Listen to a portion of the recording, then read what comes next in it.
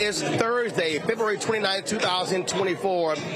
Coming up on the Roland Martin Unfiltered on the Black Star Network, we are live here at the National Cares Veteran Gala in New York at Pier 60. We'll be talking to a number of folks here, including founder Susan Taylor, as well as Tina Knowles, Courtney B. Vance, and others as well. And so we'll be carrying this program live as well. On today's show, Secretary of Defense Lloyd Austin, he testifies before Congress, gets grilled by Republicans regarding his hospitalization. Also, the Supreme Court they're going to hear the case of Donald Trump regarding immunity that's not sitting well with lots of different people. We're going to talk about why Clarence Thomas should recuse himself from this case as well. Also, Trump has been thrown off the ballot in Illinois, and so we'll discuss that. Plus, Tennessee Republicans continue to force local control. They actually are advancing a bill to say local people can't even study or discuss the issue of reparations. Plus, Alabama lawmakers vote to restore access to in vitro fertilization. It's been a huge problem after the Supreme Court ruled that to be unconstitutional. Folks, it's time to bring the funk of Roland Martin Unfiltered on the Black Star Network. Let's go. He's got it. Whatever the miss, he's on it. Whatever it is, he's got the scoop, the fact, the find. And when it breaks, he's right on time and it's rolling. Best believe he's knowing. Putting it down from sports to news to politics. With entertainment just for kicks, he's rolling. It's on go, roll, y'all. It's Roland Martin, yeah. Rolling with Roland now. He's funky, he's fresh, he's real, the best, you know he's Roland Martin now.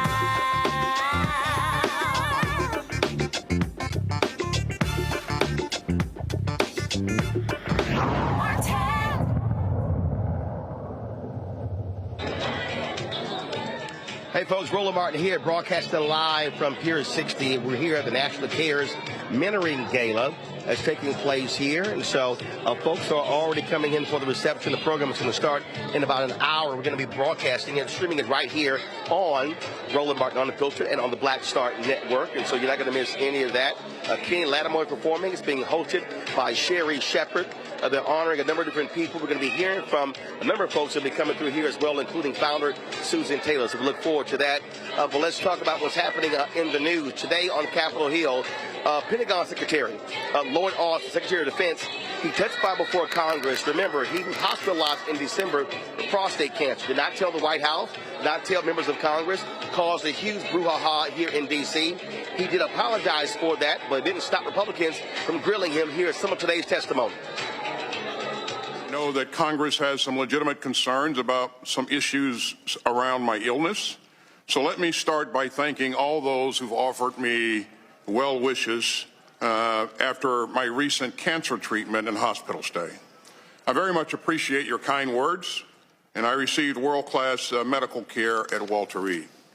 And I want to again publicly thank my doctors and the outstanding nursing staff. They expect me to be completely cured of my prostate cancer, which was caught early. And I continue to recover, and now I want to be very clear. There was never any lapse in authorities or in command and control. At all times, either I or the Deputy Secretary was in a position to conduct the duties of my office, but we did have a breakdown in notifications during my January stay at Walter Reed, and that is sharing my location and why I was here. And back in December, I should have promptly informed the President, my team in Congress, and the American people of my cancer diagnosis and subsequent treatment. Again, we did not handle this right, and I did not handle it right. As you know, I've apologized, including directly to the President, and I take full responsibility. I'm also taking responsibility for some institutional changes to make sure that this cannot happen again. It's not enough for me to pledge to do better. The system must be postured better to make the appropriate notifications when authorities are transferred. And my staff must be ready to carry all of this out. But let me be clear, I never intended to keep my hospitalization from the White House or from anybody else. The 30-day review summary lays a lot of blame at the feet of your staff. It seems that would appear, correct? For the breakdown in the process? You've told us that you are responsible, but the 30-day review seems to blame your staff. Well, the 30-day review pointed out that that there were some missteps, but there was never any ill intent or an intent to obfuscate. So, 1 year ago, you told me in this hearing room you had no regrets about what happened in Afghanistan. Do you regret what happened here? I've said that we didn't get this right, Congressman, and we put measures in place to ensure that the notification process is improved going forward. Mr. Secretary, who will be held accountable? The transfer of authority was. Who will be held accountable for this? This embarrassment. Again, I take full responsibility, and we put measures in place to address the shortcomings. Are you surprised the president didn't call for your resignation? I'm surprised, but are you surprised that he didn't call for your resignation? The president has expressed full faith and confidence in me. So you're not surprised that he didn't call for your resignation. Is it typical that the president would go 3 days without talking to his Secretary of Defense? Is that typical, or is that a regular posture?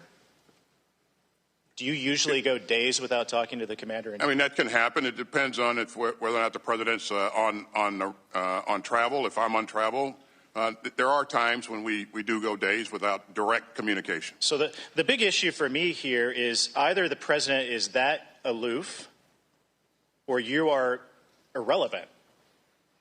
Which one is it, Mr. Secretary? That the president would go 3 days without knowing that his Secretary of Defense is not on the job? It's neither. The president is not aloof, and I am. I participate in all of the.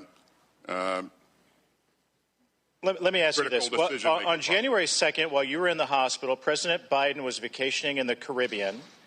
Your deputy, who the president didn't even know had operational control, was on a beach in Puerto Rico. What kind of message does that send to our adversaries?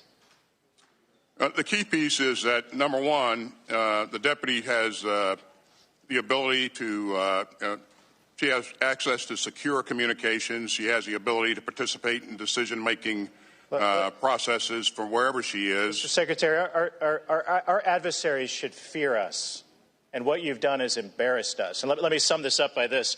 A leading Chinese propaganda outlet said that what happened to you exposed, quote, internal chaos.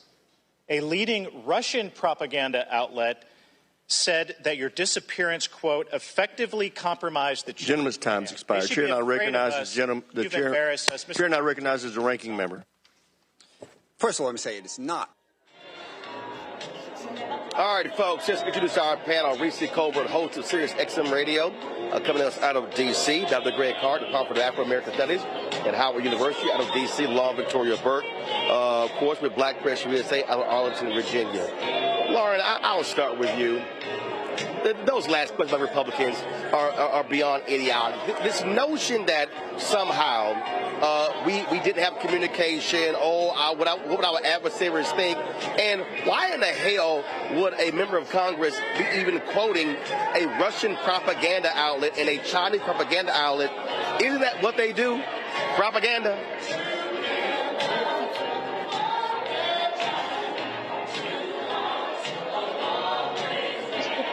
Part is cozy with Russia, is oddly cozy with Russia, even more amusing there. And let's be clear, I mean, the secretary made some mistakes with regard to the notification when he was dealing with his prostate cancer. He should have handled that differently. Obviously, he acknowledged that, and obviously in doing so, he did something that we rarely hear in Washington, which was a full apology, complete with the pronouncement that it was his responsibility. That you almost never hear that anymore in Washington. So at least he did that. But it was a mistake how he handled it. There was no doubt about that. It is crazy though to watch a hearing. I mean, at least Congressman Banks actually has served in the Navy. But to watch, and thank goodness you didn't show this, the Matt Gaetz portion where, you have Matt Gaetz questioning a 4-star general. It is just laughable. I mean, it is just laughable. These people aren't even in the same league as somebody like the secretary. So at least he has, he's acknowledged this. But typical with regard to Republican messaging, they want to stretch this out as much as they can. This story is over. It ended weeks ago. But they want to stretch it out and talk about something else because they can't win on these other issues. Of course they do, and Reese, I'm sitting here laughing at them because one, you are talking about a retired 4-star general. We also this notion that the president was in the Caribbean and your deputy was on the beach in Puerto Rico. We literally have capabilities to keep the government running on Air Force One in the air. So this whole deal of like, what will our adversaries think? They should fear us. They do. I mean, ain't nobody gonna try with us like that, trust and believe, because the same little intelligence they have tells them that we ain't the ones that you really want to play them games with. What really weakens our position is Republicans portraying us as so damn weak. As Republicans portraying us as a nation, or falsely portraying us as a nation that is run by a handful of people, as opposed to the fact that we have a deep and broad infrastructure that is widely dispersed throughout the country and with many intelligence capabilities that keeps our national security pretty damn safe. And so I think the notion of quoting Chinese propaganda, which propaganda is not credible, and Russian propaganda is also not credible, just shows how incredibly stupid Republicans are and how little they have to work with.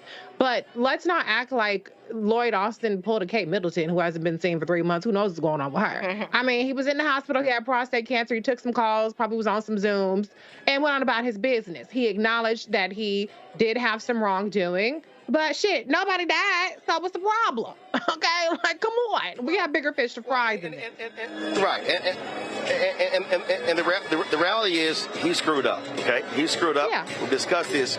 But here's the thing, Greg, that I think is critically important, and that is this here. When you heard the Republican going, are you surprised the president didn't call your resignation? He should have said, no, hell no. Here's the reality. 3 years into Trump, all kind of people got fired, resigned, got run off. The thing that I keep talking about why you must reelect Biden-Harris is because we've had a no-drama presidency. I can't remember the last administration where you did not have some high-level drama among cabinet secretaries and low-level folks. And so this has been a drama-free presidency, and it goes to show you a level of competence when it comes to Biden-Harris that we did not see with Trump. And remember, you saw more other stuff even in the first term of Obama. That's been a critical need that we had after 4 years of chaos. So for this to be the only blip, that ain't bad. But even if there were no blips, it would be irrelevant. Competence isn't the issue here.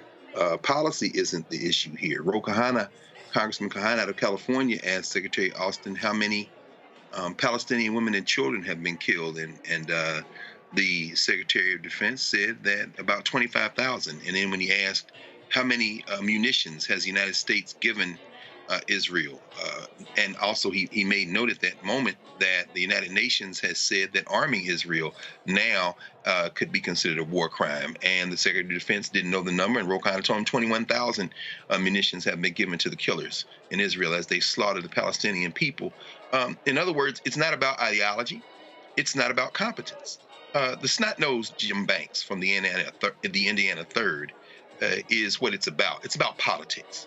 This punk white nationalist who has filed to run in the United States, the seat in Indiana, the Senate seat being vacated by Mike Brown, this punk white nationalist was one of 20 punk white nationalist congressmen in the United States Congress who signed a resolution saying that Muriel Bowser should scrape up the Black Lives Matter signature there in the street, really in front of your studio, Roland, that should be taken up because Black Lives Matter is a terrorist organization. This punk white nationalist, Jim Banks, asked Indiana University to detail the evidence of anti-Semitism on its campus when there has been no evidence of anti-Semitism. That's because this punk white nationalist, Jim Banks, is a hardcore conservative Christian who believes that the war must take place in Israel so that Jesus can come back. This is not a serious man. This is about politics. He's running for Senate. He's trying to score points. He wants to use Lloyd Austin as a punching bag to tell his punk white nationalist voters in the punk white nationalist state of Indiana that this punk white nationalist can be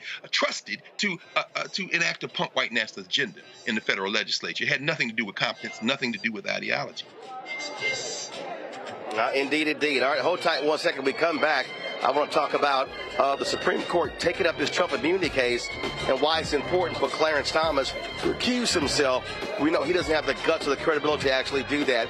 We'll discuss that. Plus, we'll be chatting with Susan Taylor and others here. The National Cares Veteran Gala here in New York City. We're here on the red carpet. You're watching Roland Martin Unfiltered right here on the Black Star Network. Back in a moment. Check this out. Joe Biden and Kamala Harris are investing a record $7 billion into HBCUs. Billions for campus improvements, grants, and debt relief. Billions more for HBCUs. Endless possibilities for us. I'm Faraji Muhammad, live from LA.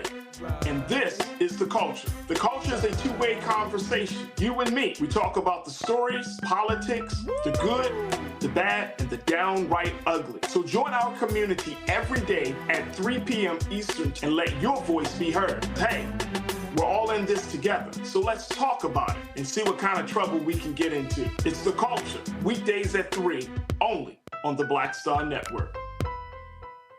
When you talk about blackness and what happens in black culture, we're about covering these things that matter to us, speaking to our issues and concerns. This is a genuine people-powered movement. There's a lot of stuff that we're not getting. You get it, and you spread the word. We wish to plead our own cause. Too long have others spoken for us. We cannot tell our own story if we can't pay for it. This is about covering us. Invest in black-owned media. Your dollars matter. We don't have to keep asking them to cover our stuff. So please support us in what we do, folks. We want to hit 2,000 people, $50 this month, raise $100,000. We're behind 100,000, so we want to hit that. Y'all money makes this possible. Check some money orders. Go to P.O. Box 57196, Washington, D.C. 20037-0196. The Cash App is $RM Unfiltered. PayPal is R Martin Unfiltered. Venmo is RM Unfiltered. Zelle is Roland at RolandSMartin.com. Hey, what's up? Geek Today in the place to be. Got Kicked Out Your Mama's University, creator and executive producer of Fat Tuesdays, an air hip-hop comedy. But right now, I'm rolling with Roland Martin, unfiltered, uncut, unplugged, and undamn believable. You hear me?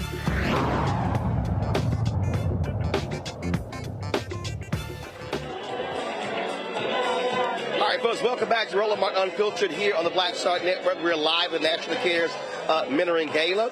Folks are walking along the red carpet. We'll be chatting with some people in a little bit later. So we continue our show. Supreme Court will be taking up the Trump immunity claim April 22nd. Now, what's idiotic about this is that they're waiting 2 months. That makes no sense whatsoever. But the real question is, why hasn't Clarence Thomas recused himself when his wife was one of the people who was standing with Donald Trump as an insurrectionist on January 6th? That issue right there, Reese, is a problem. And here's the deal. The way these rules are written, only the Supreme Court justice themselves can decide whether they should recuse themselves. This is a problem. The Supreme Court, unlike the executive branch, unlike the legislative branch, pretty much can do whatever the hell they want to. This is a fundamental problem, and what they have done is they have basically rewarded Donald Trump, because what we now know is you likely are not going to have that trial before the election, and that's a damn shame. Right. Let me start off by saying, fuck the illegitimate Supreme Court. Okay, let me start there. But I have to also acknowledge that Clarence Thomas and the Republican conservative right-wing stooges that Trump put on the Supreme Court when he stole two justices, basically one from the Obama administration and one and using the same rules that disgraceful Mitch McConnell, who's stepping aside now, should not have gotten Amy Coney Barrett on there. But they understand the assignment. They're not there for the good of the country. They're not there to be nonpartisan. They're there to enact a white nationalist agenda. The reality is, in this case, Trump can run, but he can't hide. This is one case where he can have immunity in, but the fact that he's racked up so many damn charges, like a degenerate criminal that he is, there's only so much that they can do. So maybe this is their way of kind of paying their penance and trying to sit up there and show some loyalty to the person who got them on the bench. Or maybe they'll kick him in the ass and now say, psych, you're not exempt from this, and try to deter him from even more extreme behavior should he win in 2024. I doubt that's the thought process behind it, but I think we have to come to a point now where we acknowledge that the Supreme Court is not a legitimate institution as long as we have those Republican justices who are able to basically upend our citizenship while protecting a degenerate criminal ex-president like Donald Trump. And here's the deal, Lauren. All of these people assume that, because the D.C. Circuit made their rulings, Supreme Court would not pick this case up. But they did. This also shows the ineffectiveness and the fecklessness of Merrick Garland. He sat on his hands for a year. This should have been one of the first things that he did coming in, and that delay is where we're also here right now, and that's also part of the problem. Democrats do not understand how hard Republicans are willing to fight to hold on to power. They keep playing like there are some rules of engagement. There are no rules for the Republicans. Yeah, and how did we get Merrick Garland? We got Merrick Garland because Barack Obama wanted to put him on the Supreme Court inexplicably to make Mitch McConnell feel good. And then Joe Biden puts him in the position of Attorney General to make Merrick Garland feel good when he should have picked Doug Jones or Andrew Cuomo or somebody else, or Javier Becerra. And so then Merrick Garland waits until Benny Thompson's January 6th committee, for some reason waits until after that, which of course he didn't have to wait until after that. So Merrick Garland is a complete disaster. That is a known fact. That ship is completely sailed. And that is the reason why we're at this moment. I don't know that anybody expected that this was going to be resolved before the election anyway. But now with the Supreme Court deciding to wait 2 months on the question of whether or not a president of the United States is above the law, effectively the question here, and Greg will correct me if I'm wrong, is whether or not the president, because he's the president, is subject to the same laws as everybody else. Well, that's an interesting question. You need to go over that. The Supreme Court needs to go over that. Apparently so. So obviously this court is acting and moving in a political way. But again, I don't know that we had expected that these cases would be resolved before the election anyway. So I'm not sure it made that much of a difference. But obviously the delays by Merrick Garland and now the court make it the case that obviously this won't be resolved before the election. Control room, do me a favor, pull up the tweet from Eric Holder. Greg, I want to read this. This is what Eric Holder tweeted last night. There's no cavalry coming, no miracle solution, no saviors. In the end, we, the American people, not any of our institutions, have to save our democracy by voting in defense of that democracy this fall. We are the cavalry. Responsibility is ours. You know, I've been on, I don't even want to name this idiot. I call her Bad Lace Front.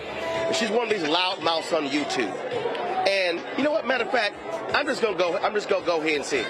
You've got loudmouths like this dude, and Philip Dude, Jason Black, Philip Scott, Vicky Dillard, all these fools who sit here and go, oh no, y'all talking about voting, telling folks not to vote.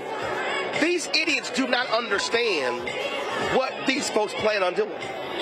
They have no idea what Project 2025 is. They have no idea what they're going to unleash on black people. And Eric Holder is right. The only way to shut this down is to hand Donald Trump another big L. Absolutely. And you know, statements like that from the former Attorney General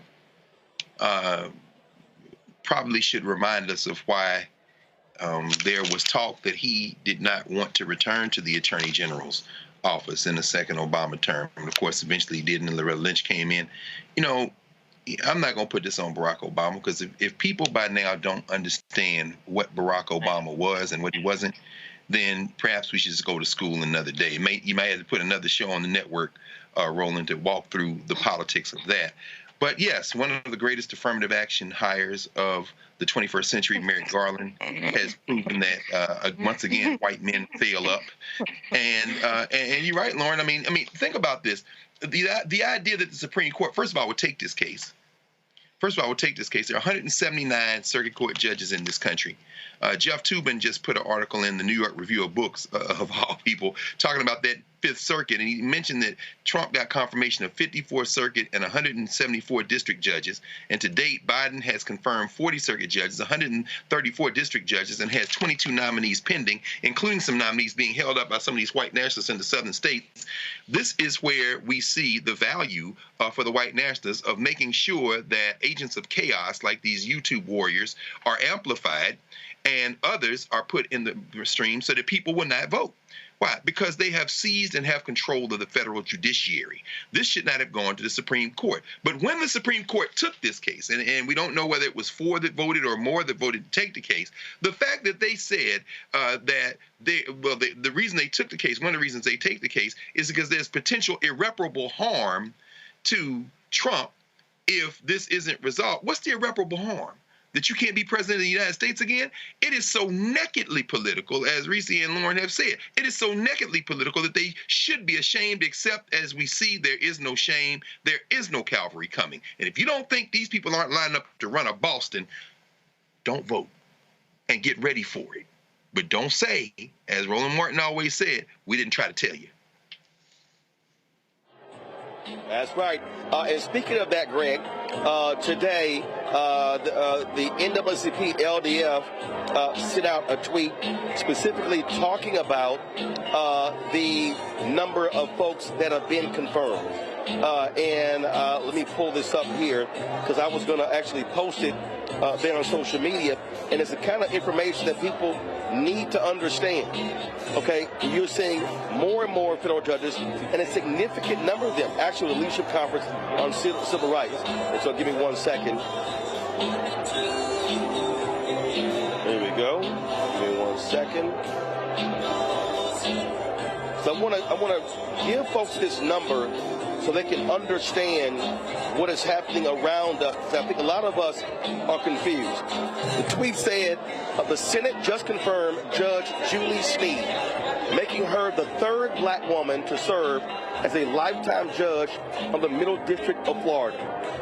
POTUS has now appointed 57 black lifetime judges, including 36 black women.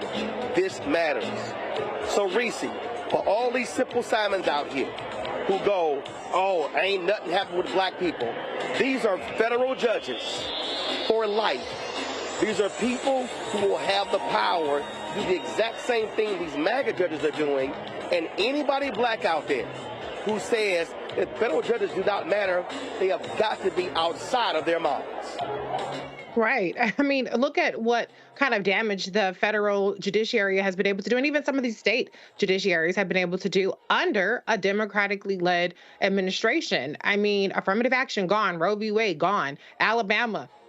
Now, a fetus is a person. I don't know when last time you saw a fetus walking down the street. So I think that people just have a real lack of understanding of how to connect the dots and how important the judiciary is, at least on the Democratic side. Now, the Republicans have been playing this long game for generations, and they are winning unless something is done, pack the courts or some other, measures are put in place to try to reverse this, to continue to hold on to it regardless of what the federal legislature looks like in terms of the makeup of Democratic versus Republican. But can I just add on about Eric Holder's point? I think that a lot of people are talking about there's no cavalry coming and what's to come in 2025.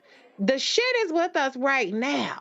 I don't know what's not clicking with people. If y'all looking for another storm, the Capitol Civil War type of thing, people taking up arms, you're not going to necessarily find it to that extreme. But what I do think is extreme is, like I just mentioned, what's happening in Alabama, what's happening across the country with these fetal personhood things, what's happening across the country in terms of rolling back criminal justice reform, what's happening across the country in terms of we're rolling back things on education, on actually stripping you of your citizenship by removing people that you have elected from those positions at the state level, Greg Abbott, Ron DeSantis, and doing all those things. And so every single Republican-led state, and there are only 17 states in this country that have a Democratic trifecta, you see what's to come even more on a national level if they get back into power. And the thing about it is, when somebody shows you who they are, believe it.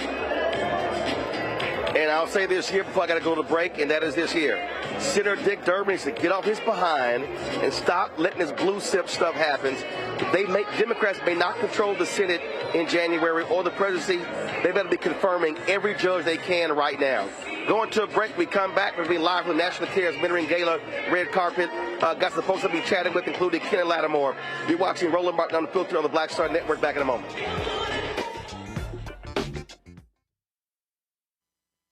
You heard why we're marching, and it's really a launch. It's not even a march. We're launching. That's right. A 42-week campaign. March the 2nd at 10 o'clock in Raleigh and 33 other state capitals and the District of Columbia. This is a historic move to mobilize the most powerful untapped block of voters in this country. Right. Poor and low wealth voters who make up 87 million votes. And it's never been tried before. Never been tried before in history. At the same time, the same message, same focus. And when that power turns loose, they will not be able to figure out the political calculus. I don't know about you, but I'm ready to shake things up.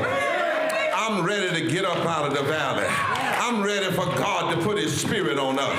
I'm ready to be used to change this nation. And what we're saying is, can't we come together? Can't we come together around an agenda? You ain't got to like everything about Reverend Barber. You don't have to like everything about Sangria. You don't have to like everything about Long Choir. But can we come together and say, it's time to end poverty as the fourth leading cause of death? It's time to have $15 and a living wage indexed with inflation. So every time inflation goes up, the minimum wage goes up. It's time to have health care for all. It's time to fully fund public education. Can't we come together? It's time to protect women's right to women's health. It's time to have affordable housing for everybody. It's time to stop the proliferation of guns. Ain't no way folk ought to be able to have more guns than they have food, more guns than they have meat on their table. That makes no sense. Isn't it time for division to be ended and love to take over? Can't we organize around that? Look at your neighbor and say, neighbor, I don't need to like everything about you, but can't we organize for power? Can't we stand for justice? Can't we love everybody for just a little while? Can't we come up out of the valley? Can these bones live?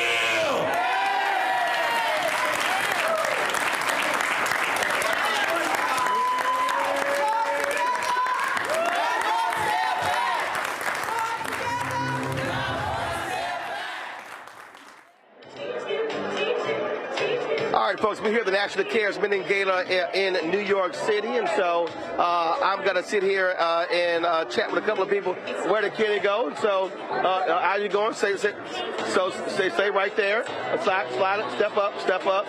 And so, of course, Tobias here. Look at how clean. Look at how clean everything. Treat me like a brother. Good to see you, one. Great to say I ain't seen you in a minute. What you say? I said, look at how clean the brown. Yes, I see you. Very, absolutely. That's something I might have to come over to the home and borrow from you, man. Well, I got a couple outfits. Yeah, absolutely. I'll pay attention to Obviously, folks are here to support National Cares Mentoring Gala, and they've done phenomenal work, really, on providing mentors to a lot of people all across the country since its inception. Yeah, absolutely. I mean, the children are our future. What will happen if we don't feed them correctly, if we don't feed their mind, their body, their spirit correctly? So, you know, I'm very, very, very pleased to be here. Pleased to see you. Jessica Care Moore, well, her fabulous self is here looking gorgeous. I'm honored to be here for, I think, the 7th year in a row, maybe. I've been doing the Gala for many years, and it means a lot to me because, like Susan would say, we have to go get our babies because nobody else cares about them the way we do. Absolutely. So that's why I'm here. All right, glad to see both of you. Yeah. I appreciate it. All right, thanks a bunch.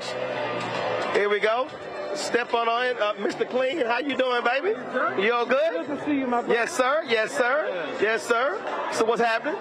Man, I am so excited about being here. This is such a organization that's just dear to my heart. Mentoring has been dear to my heart, and to think that this CARES organization has brought together so many resources for us to just grow and be better and stronger at what we give to our kids and probably each other in our community. So I'm excited to be here.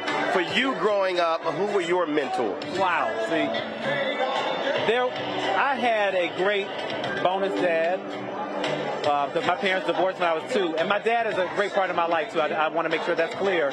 But I had a bonus dad, too, who taught me a lot of things about life.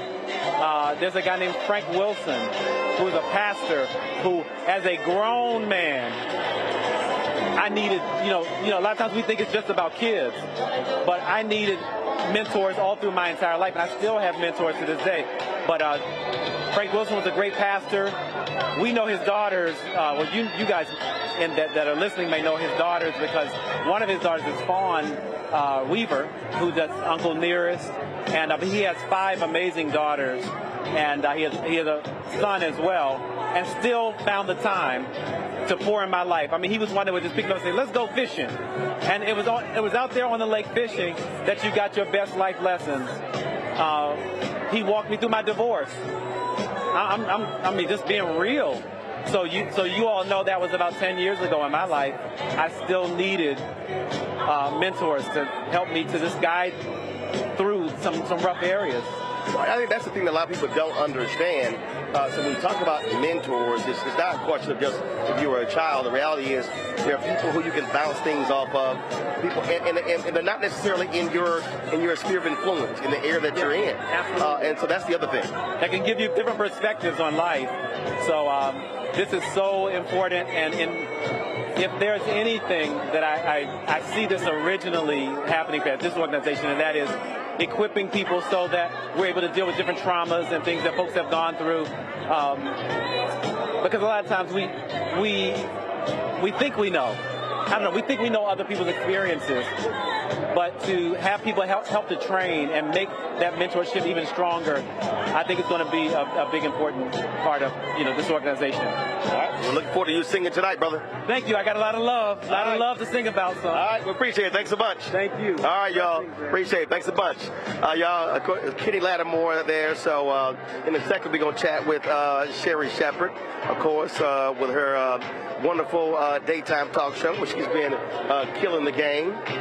And so, matter of fact, John, while we're waiting on Sherri, we'll holler at my homeboy, John Murray, always showing him some love. He's executive producer of the Sherri Shepherd Show. What's up, man? If I didn't know any better, I'd say you were an alpha. Well, sometimes you got to let them know.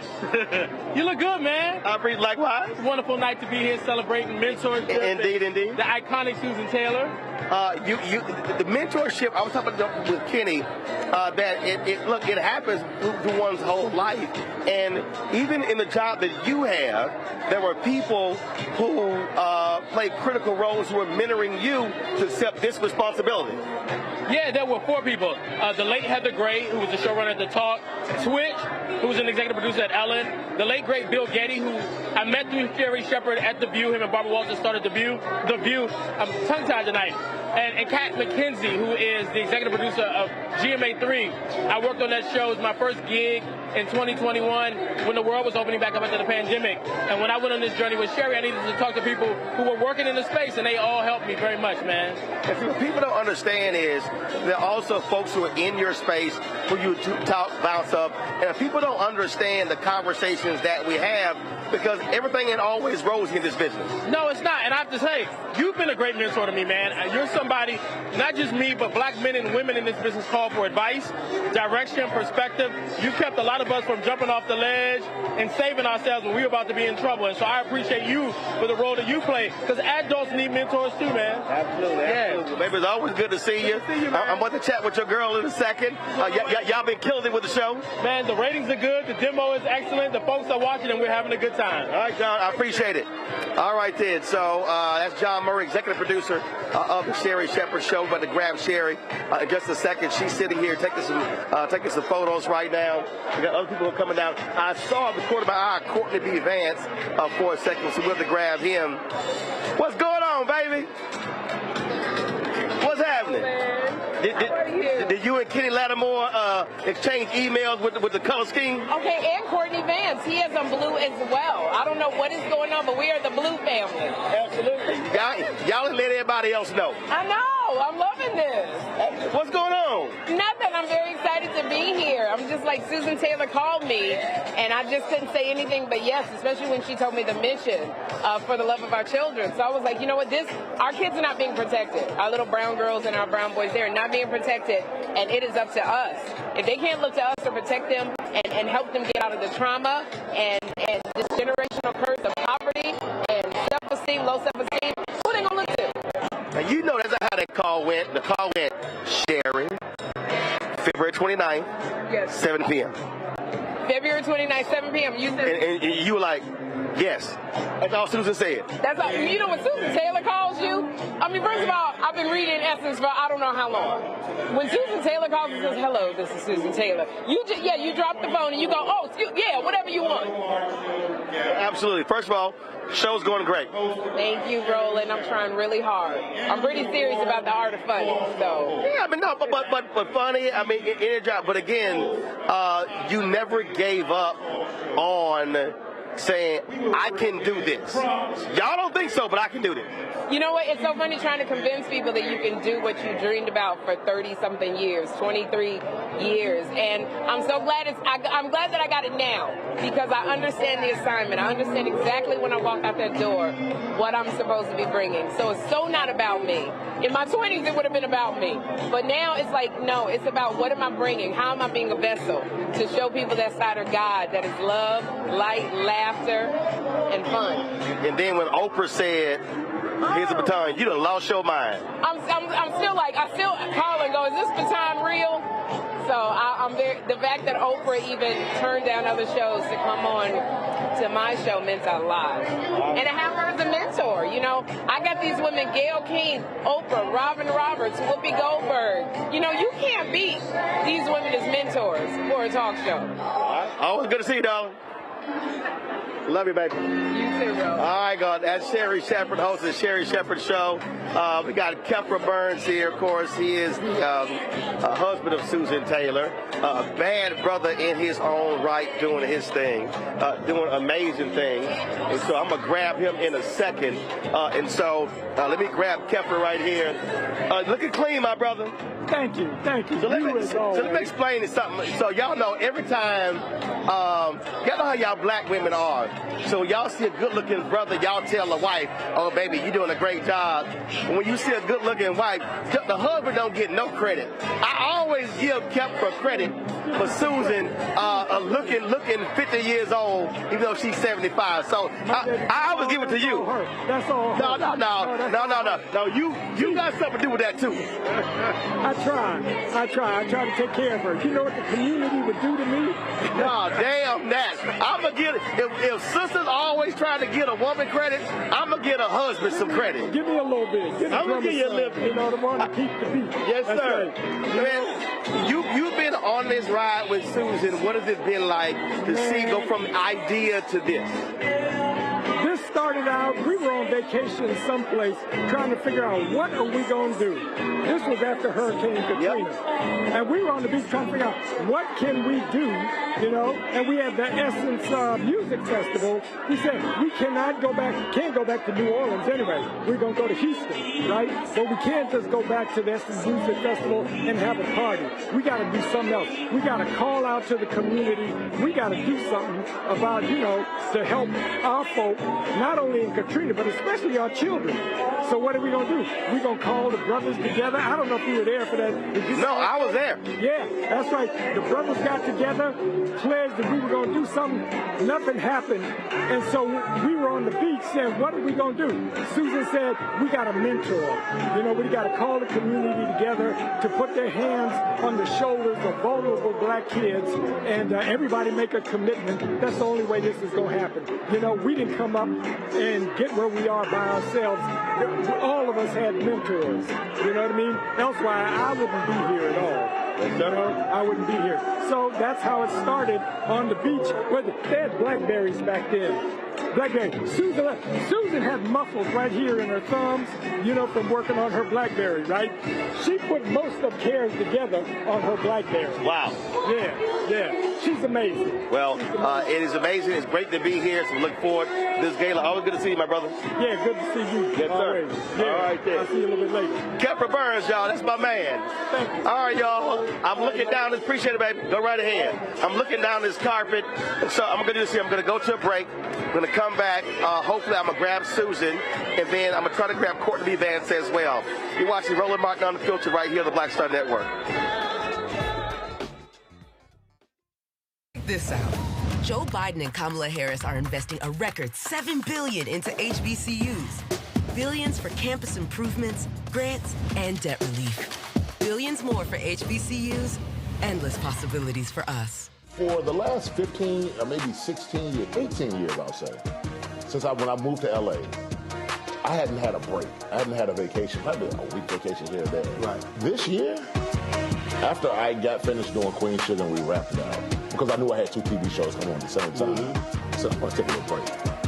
So I've been on break for the first time, and I can afford it now. Praise God. You know what I'm saying? Right. So I can afford it. I'm like, I can sit back and ain't got nothing to worry about, man. But this was the first time in almost in 2 decades that I've actually had time to sit back and smell the roses.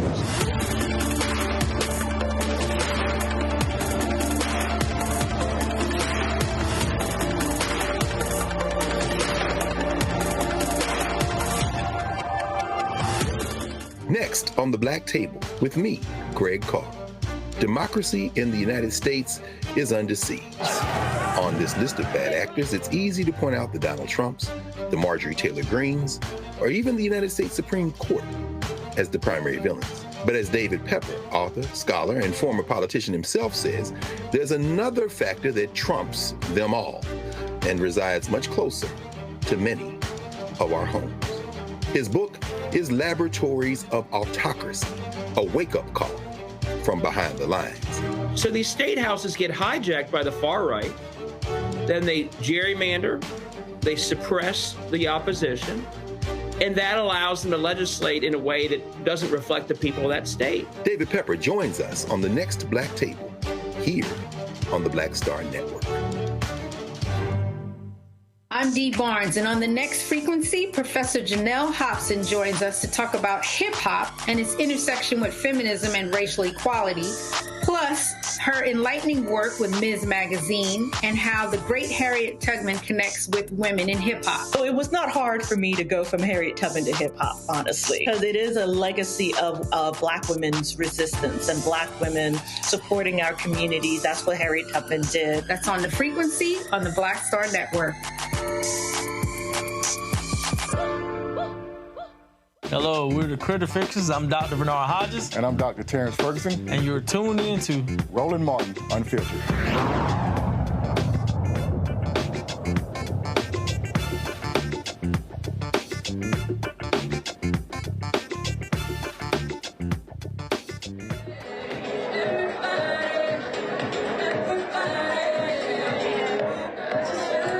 right, folks, welcome back to Roland Martin Unfiltered here on the Black Star Network. We're here at the National Cares Gala, Mentoring Gala, taking place in Pier 60 in New York. We've been chatting with a number of different people here. There are a lot of different partners as well. Tell everybody who you are. Hello, everybody. Roland. Good to see you. This is Dr. Stacey International CEO of Testifies Sorority Incorporated. One of the new partners with CARES, but an old affiliate leader from New York, working with Susan Taylor for years. But it's very important work with National Cares, and we're just excited as an organization to join other members of D9 as we find the mentors and deploy them to our children who need us now more than ever. For the love. All right, at this time, have y'all been tracking folks that come through, checking on them to see how they're doing? Well, for the love of our children, Gala 2024, please take your seats at this time. Thank That's you. the work that we've been doing as affiliates, making sure that we can find out what happens to the young people after you have that quality time with a mentor. You never know who can change your life. All right, we certainly appreciate it. Thanks a bunch. Always great seeing you, my brother. Thank you. All right, folks, again, we're going to be chatting in a moment with Susan Taylor. I want to go back to our panel here, and I want to start with Greg in this round. Greg, when we talk about mentors, look, for me, grandfather, father, uncles, so I had a very strong family structure, but unfortunately a lot of folks in our community don't have that strong family structure, which is why you have to have external groups picking up the slack.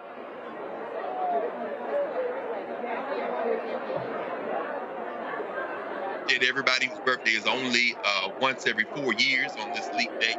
But I spent much of the day at Paul Laurence Dunbar High School here in D.C. Of course, we know the historic Dunbar, at one time the only place in the country where black children could go to high school and prepare to go to college. And we were talking about this very thing.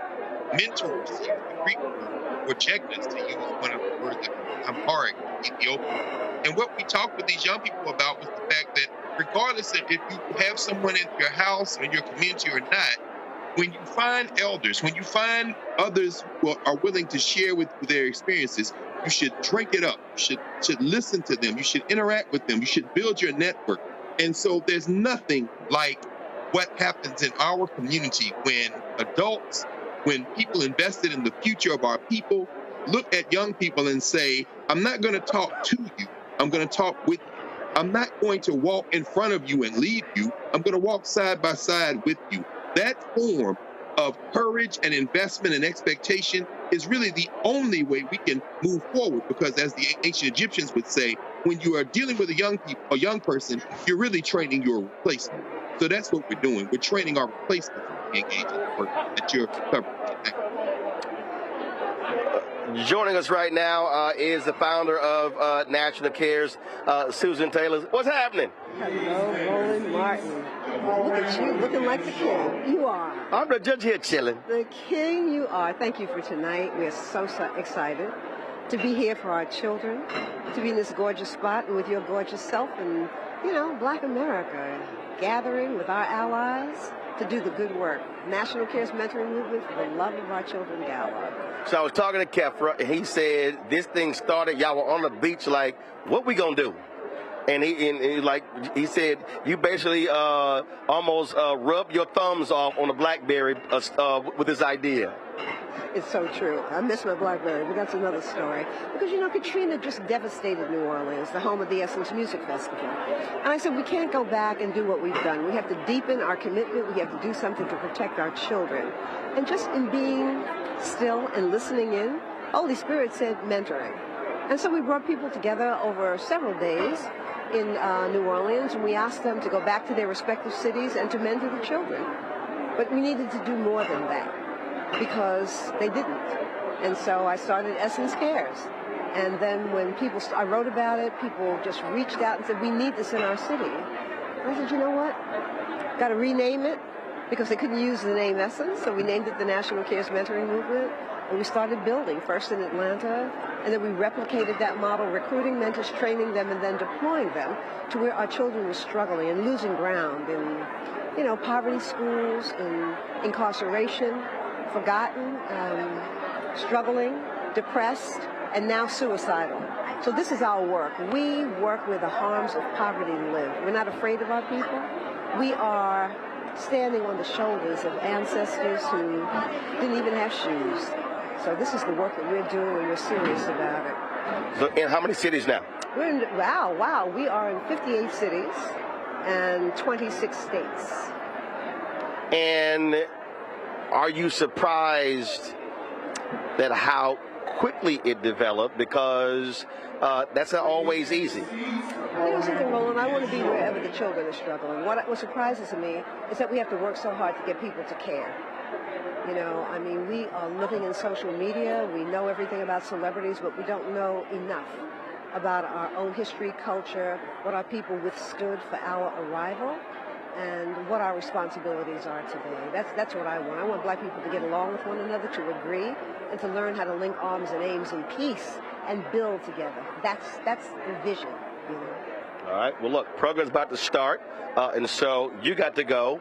There's going to be a dinner break in about 20 minutes, so we're going to come back here, so y'all don't go anywhere. So got to let you go to get this thing started. Okay. And so always good to see you, and always glad to be here. Have you spoken to this wonderful woman over there, Dr. Janine Downey?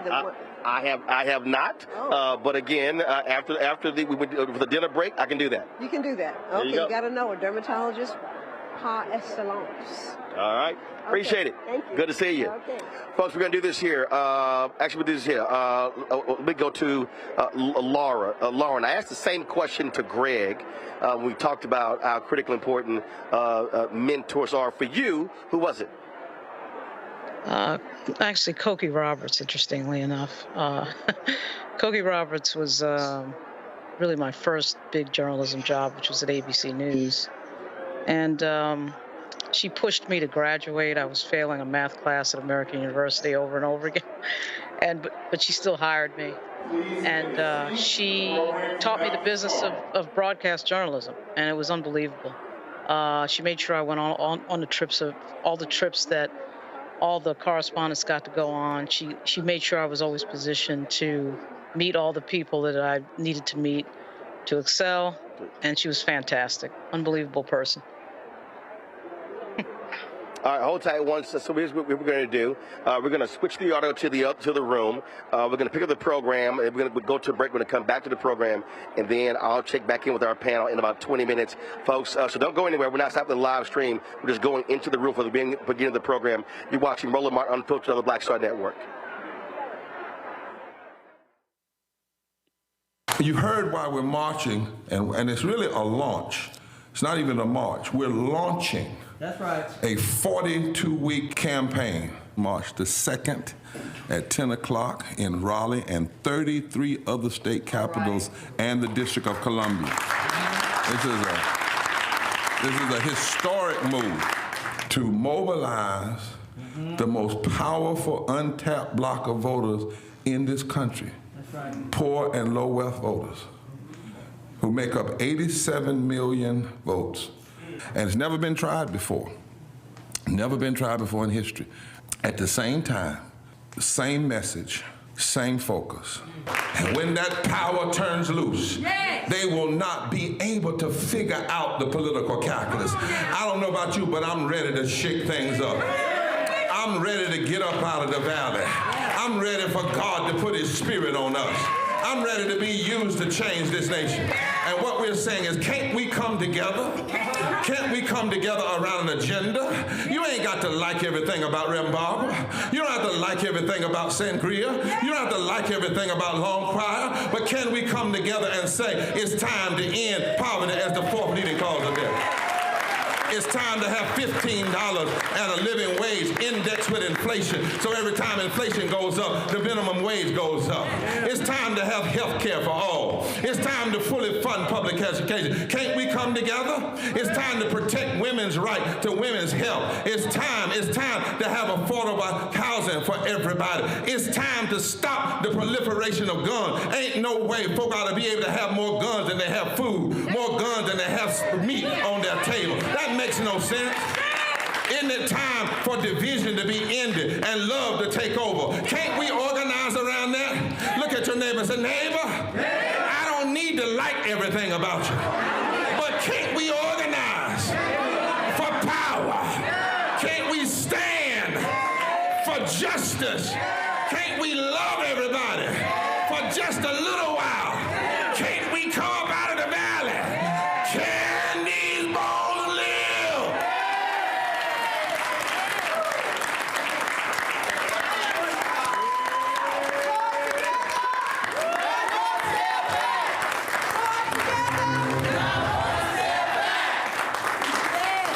What's up, y'all? I'm Devon Franklin. It is always a pleasure to be in the house. You are watching Roland Martin Unfiltered. Stay right here.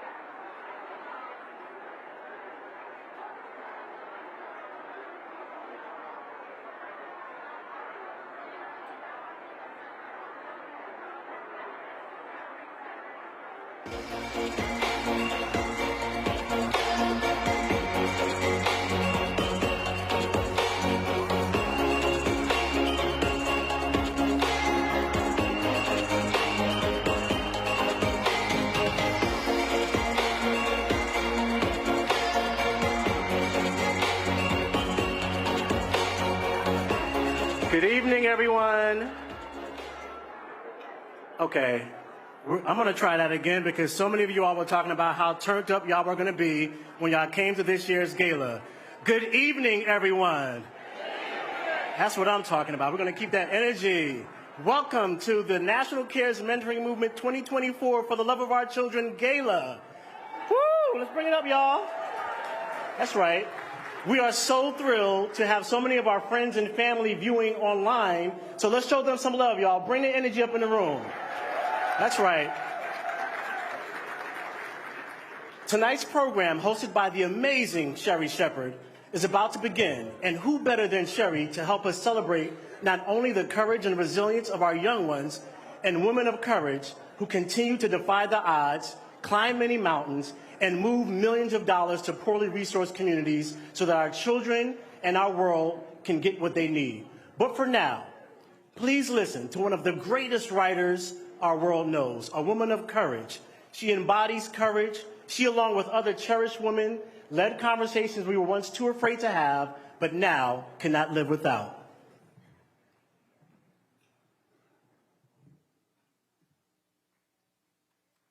I was inspired to write the pledge to our youth, really by Miss Susan Taylor of Essence Magazine. Well, she asked, had I looked at the youth recently? And I speak to the youth all the time. And I'm aghast that we're losing them so fast, the black ones and the white ones, and the Native American, the Latino, the Asian ones. We're losing them to the gangs and to the streets and to drugs. So I said, yes, I've looked at them. And she asked, well, we'd like you to write something. We'd like you to write a statement to the youth. So I thought about the children, all the children. And I sat down and wrote this one little piece. It says some of what I mean to say.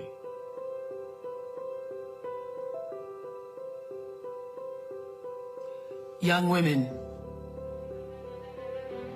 young men of color, we add our voices to the voices of your ancestors who speak to you over ancient seas and across impossible mountaintops. Come up from the gloom of national neglect. You have already been paid for. Come out of the shadow of irrational prejudice. You owe no racial debt to history. The blood of our bodies and the prayers of our souls have bought you a future free from shame and bright beyond the telling of it. You are the best we have. You are all we have. You are what we have become.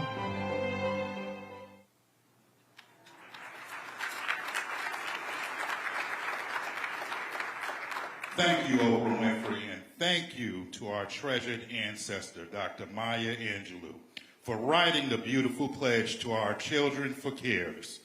You remain forever with us. And now, please help welcome to the stage our own poet laureate, the incomparable Jessica Care Moore.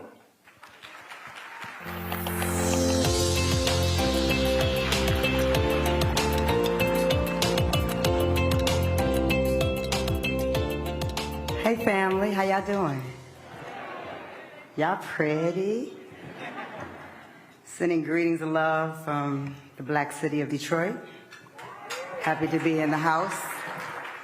Thank you, Susan Taylor, for trusting me for many years in a row to write something to celebrate everyone that's in this room.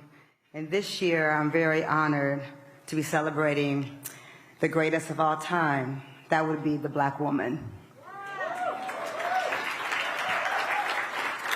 The original GOAT. A 15-year-old girl, September 4th, 1957.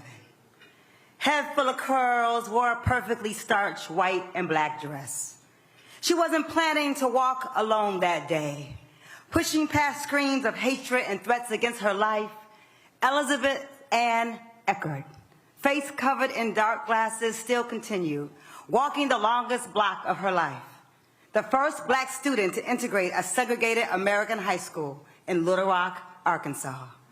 Perhaps inside Eckert's chest was Harriet Tubman's heart, passing down Southern recipes for survival, delivering directions to freedom.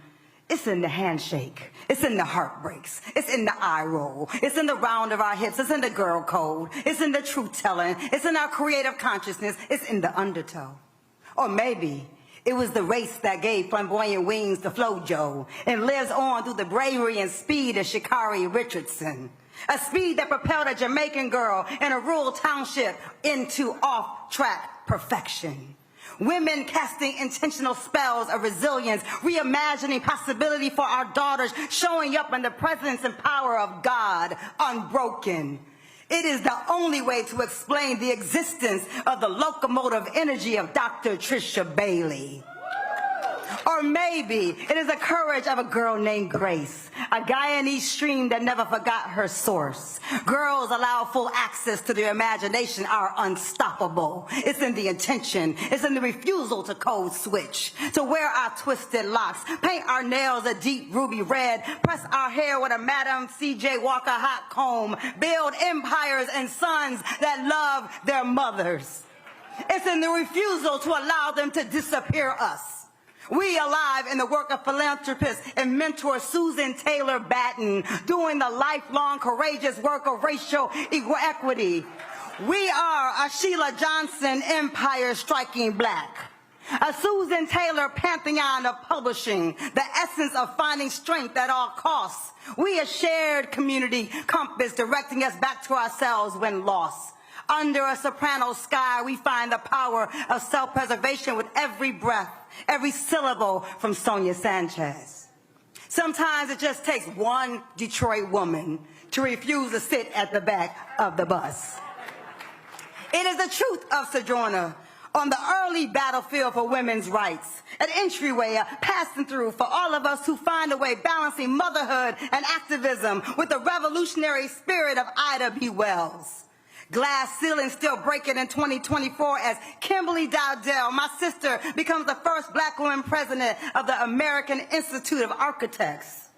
While Ketanji Brown Jackson reigns supreme, a Willie Mae Thornton blues, the gift, craft, and majesty reflected in the eyes of Cicely Tyson, the activism of Lena Horne, an Alice Walker poem in the purple palm of our hands, a Nina Simone note dragged and held captive on the bottom of a nightmare ship. We exist in Serena's right wrist, and the funk rock leg kick of Betty Davis. We are seers, regal, radical, beautiful before your timelessness beauties, found in the visionary filmmaking origin eye of Ava and hip-hop archivist Sarita Gates.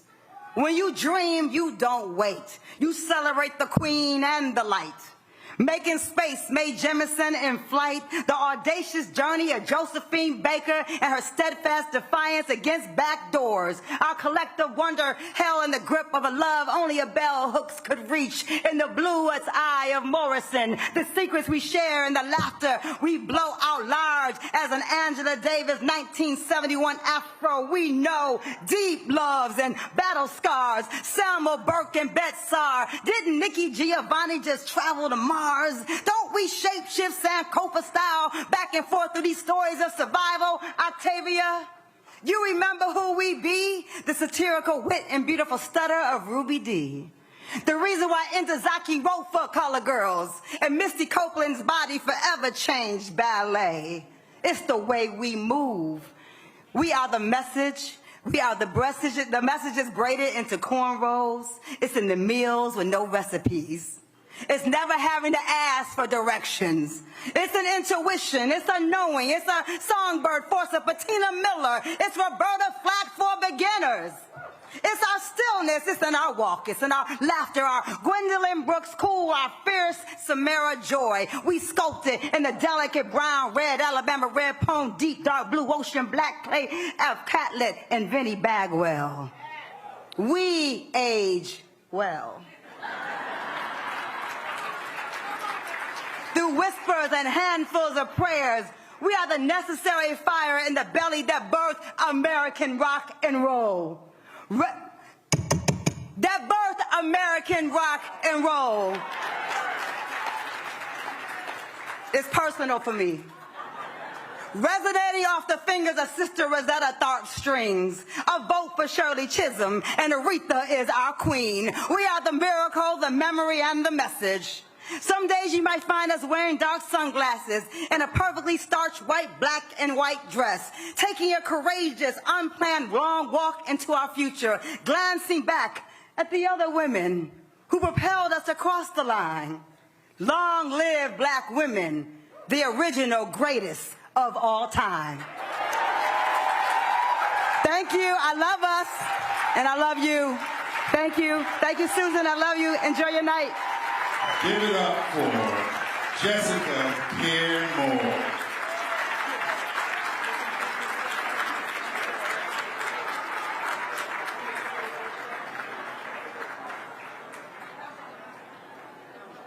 And now, please welcome National Care's Board Chairman, Reginald Van Lee.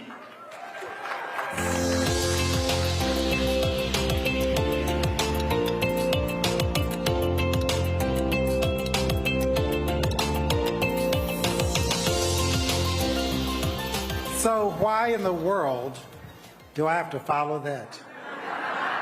Was that not amazing? I think we applaud again. Thank you. Thank you. I have the honor to serve as chair of the board, and I have some of my other board members here, and I'd like for them to stand to be recognized as well. Board members, please stand.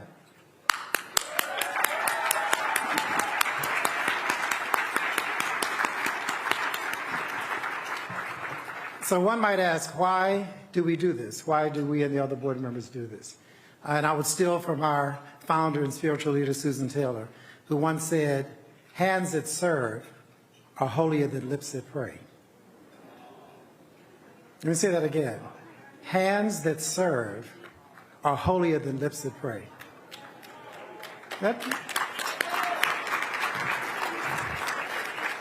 And many times people would sit back and I'm going to pray for that, or I'm going to hope that it gets better, and, you know, I'm behind you. But we are a serving board, and we're delighted to do it, so we're happy to be here, inspired by our spiritual leader and founder. I want to first recognize and thank some of our sponsors. Our premier sponsor, the Oprah Winfrey Charitable Foundation, and the Hope and Robert F. Smith family. Our presenting sponsors, Bailey's Medical Equipment and Supplies, the KC Family Programs, FedEx, who gets a lot of money from me. That's not because I'm always late in deliverables. I just like FedEx anyway. The Grace Global Capital, and the Coca-Cola Company. Our gold sponsors, AARP,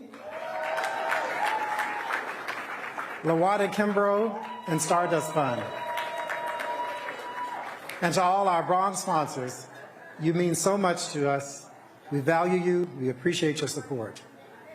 And now, before I leave the stage, to introduce the Emmy Award-winning and beloved host, actor and comedian, the one and only Sherry Shepherd.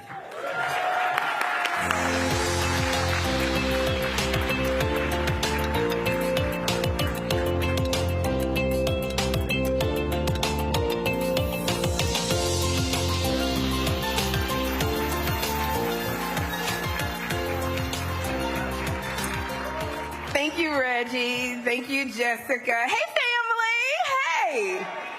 Oh, my goodness. I'm so excited to be here tonight. And ladies, y'all look so beautiful. Give yourselves a hand. You look so good. Y'all know you're going to have to loosen up that waist trainer when the food comes. I don't know if you like me. I got on a waist trainer, saran wrap, and a girdle. Oh my goodness, when I tell you, I am so excited to be here, and I want to thank Susan Taylor, who called me and asked me to host for the evening. I don't know what Susan is, but I want to thank Susan, because when Susan Taylor calls you to host, first of all, you drop the phone because you're like, I can't believe I'm talking to Susan Taylor. And then the next answer out of your mouth is whatever you need, yes. But I personally want to thank Susan Taylor because you were the editor-in-chief of Essence magazine, and that was a magazine I read faithfully. Every month, that was my magazine. And Susan Taylor, I want to say you oversaw the most beautiful articles. And from the articles that you put out in Essence magazine, I learned how to be a confident Black woman. Thank you. I learned how to style myself and about fashion. And from your wonderful articles, I learned that all of my ex-husbands were cheating on me. Thank you so much, Susan. Because I would have never known. So now I'm living in my spirit by myself. Thank you, Susan. Thank you.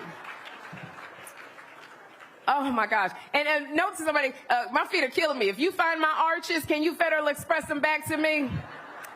Who else? Is anybody else? Your feet on fire? Okay. All right. I heard you, Bevy. All right. Welcome to the 2024 For the Love of Our Children Gala. Yes. And like I said, I am thrilled to host this evening because it centers on our most vulnerable, our children. We want to make sure the world hears the critical message of the night that we love our children and we will protect them. So please use the hashtag CaresGala24 and hashtag LoveOurChildren. And again, let me thank you, Susan Taylor, for your decades-long commitment to lifting up our community with love, with wisdom, and with warmth.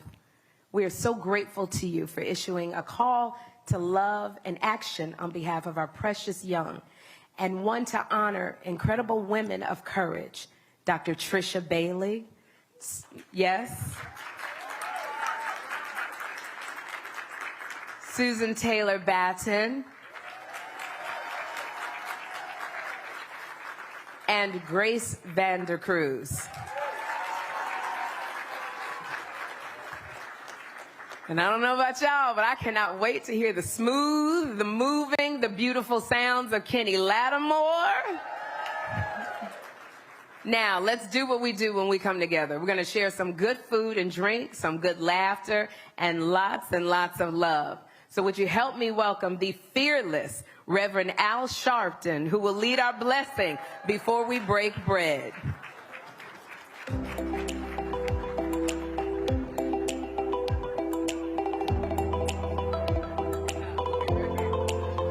Good evening, good evening. Certainly we are blessed to be here and blessed to have the most spiritual person that I've met in my life, Susan Taylor, bringing us together every year. I'm going to pray they kept Sherry on stage to yank my coat. I'm not supposed to be making a speech. I'm supposed to be praying. Let us pray. Dear God, God of our weary years, God of our silent tears, we gather to thank you first for life. We thank you because we know throughout the annals of history you never made a mistake. And we know that we're not mistakes. And every once in a while you'll send a Susan Taylor by to teach us that we, no matter what our circumstance and our background, we were created to do something perfect and in your order. We thank you because you've given us mentors. And if we would follow the mentors, we would find our paths to being the essence of who we're supposed to be. So bless us tonight as we have fun to see the depths of who we should and could be, and then pass that on to our children, who Susan and Kepper have given their lives to develop, because some had to develop us. I thank you for the strong black women, a black woman that raised me, a single mother, but didn't bring me with a single concept of myself, but taught me to be whoever I could be. You even chose to bring your son in the world through a dark Nazarene woman who stood by him all the way to the cross. And as we bear the cross of these times, we know the only ones that will help bear that cross is strong, conscious, spiritual black women. So we thank you as we partake of food and beverage tonight, that we also partake of the spirit of you in us that emanates in this great endeavor. These blessings we ask in your name and for thy sake. Amen.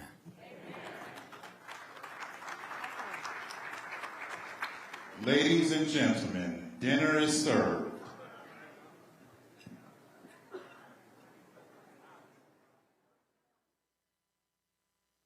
Hatred on the streets, a horrific scene, a white nationalist rally that descended into deadly violence. White people are losing their damn minds. As an angry pro-Trump mob storms the U.S. Capitol, we've seen shooting. We're about to see the rise of what I call white minority resistance.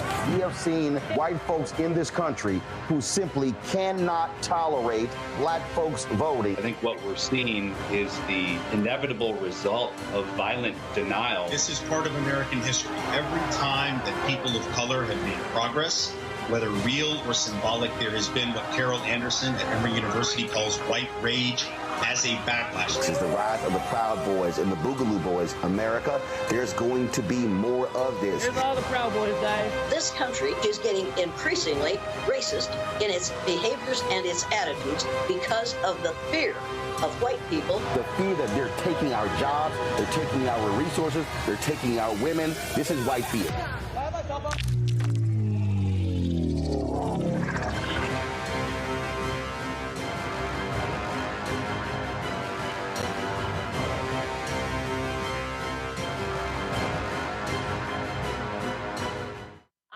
Owens, America's wealth coach and host of Get Wealthy. Let me hit you with a few numbers.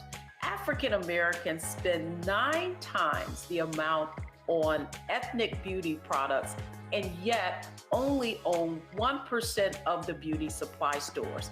It's an $18 billion industry. On the next Get Wealthy, you're gonna learn and hear from a woman who's turning this obstacle into an opportunity. We literally take you from A to Z on all of the things step by step you need to have in place to open and run a very successful beauty supply store. That's right here with me, Deborah Owens, host of Get Wealthy, only on Black Star Network.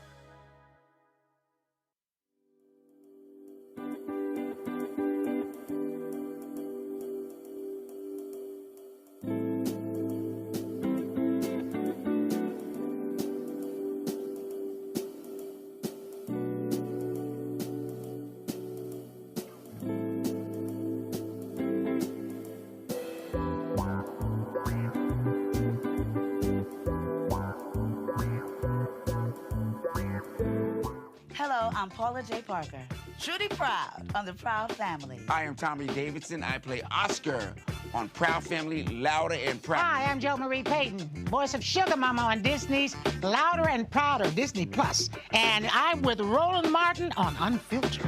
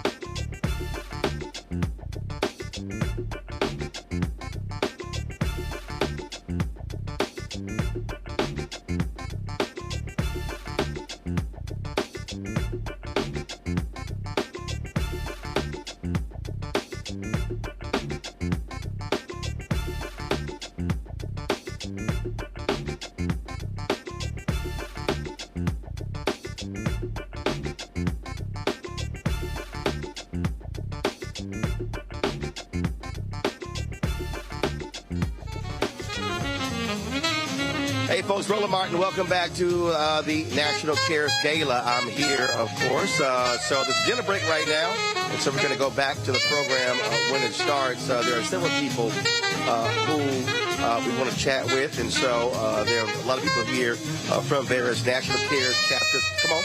National Care chapters all across the country, and also some people here on. First of all, how you doing? What's your name?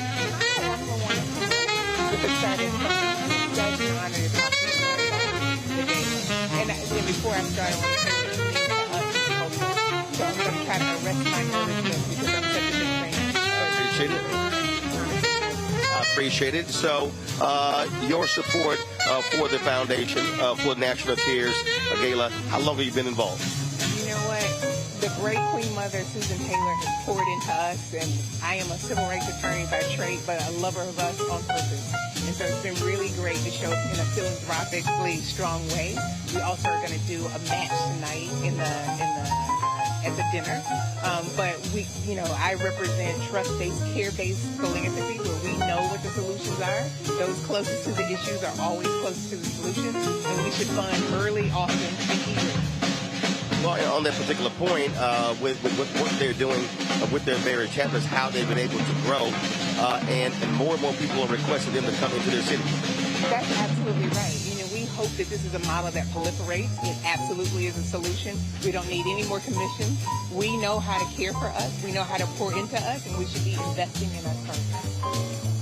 All right, then. So you said it's going to be a match later. What do you say to other philanthropic organizations out there? Because it's very difficult for a lot of black organizations to try to get those resources. Why they must support initiatives like this? We must. This is our future. This is the greatest investment in an equitable future. And I, have strong words that I'm going to be measured for your programming. That philanthropy is always done, right? These organizations, black-led organizations, community leaders have always had the answer. We have given too anemically in the past, and now it's time to stand in the breach and reckon with that history of undergiving. And so I say they can do it the same way Molly got to do it, and the Stardust Fund and Wanna Keep Up to do it. I create a challenge to everyone else to do it. All right, then. Well, we surely appreciate it. Thank you. All right, folks. I appreciate it. So, again, we're going to chat. Come on, step up. Here we go. How you doing? What's your name? Michelle, how's it going? How critically important to support what this organization is doing? It's mission critical, right? Supporting the next generation is the way in which we're going to see our future for this country. That everybody thrives and that we live into the democracy that we Now, one of the things that is really great is that, again, this is really driven by folks on the ground, connecting directly with individuals, young brothers and young sisters.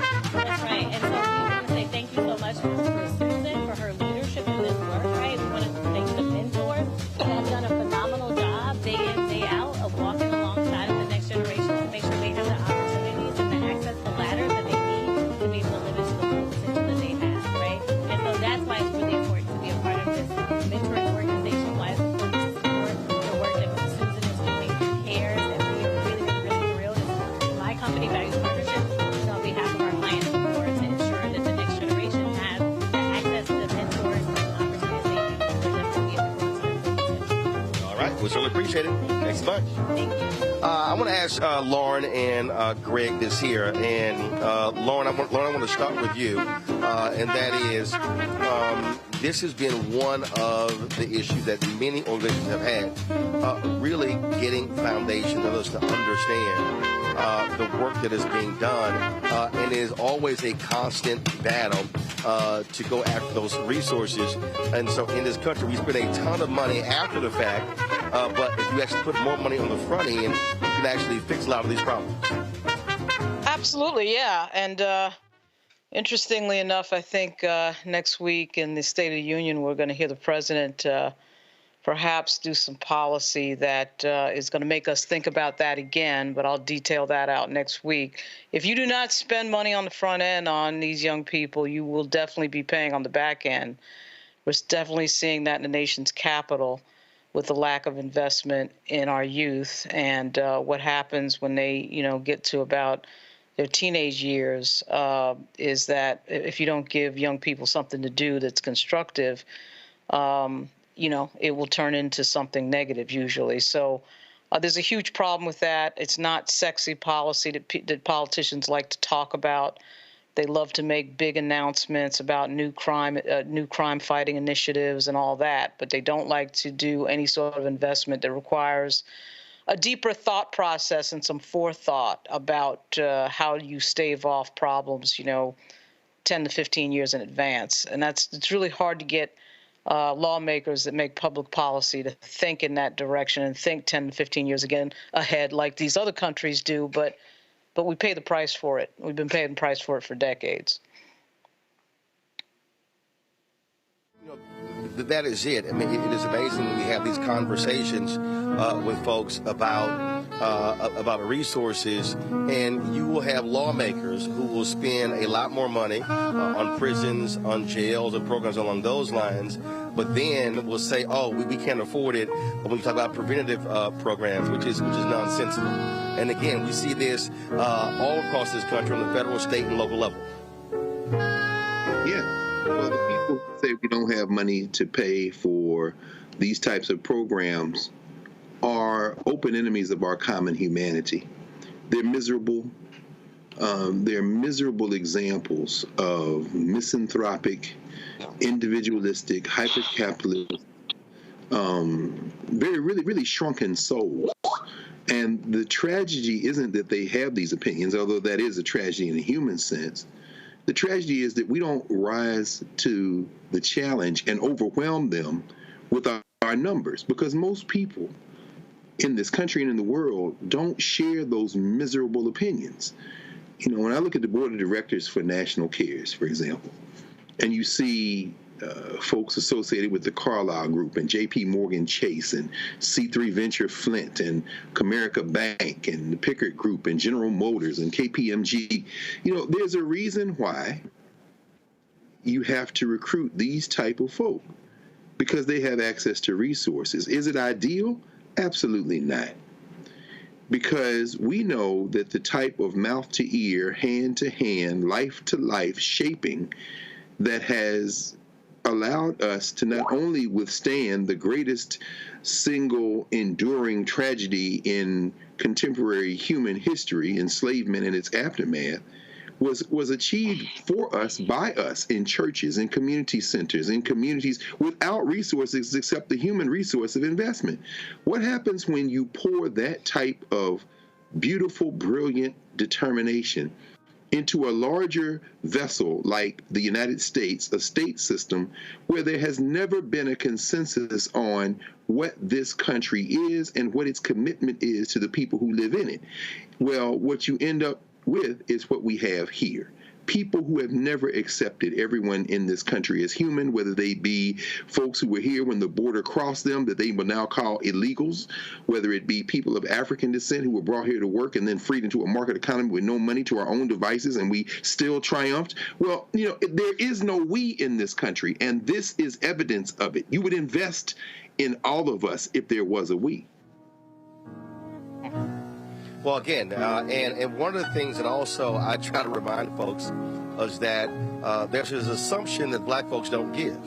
But when you actually look at giving, African Americans actually over-index when you combine what we do with churches, with HBCUs, with community groups like this here. And so, but there's a direct correlation, though, to lack of wealth creation. The fact that you have African Americans who have college degrees who make less than whites with high school diplomas. And so when you have higher student loan debt, when you have lack of access to those high-level jobs, then that has a direct relationship to the lack of giving to our organizations, Lauren.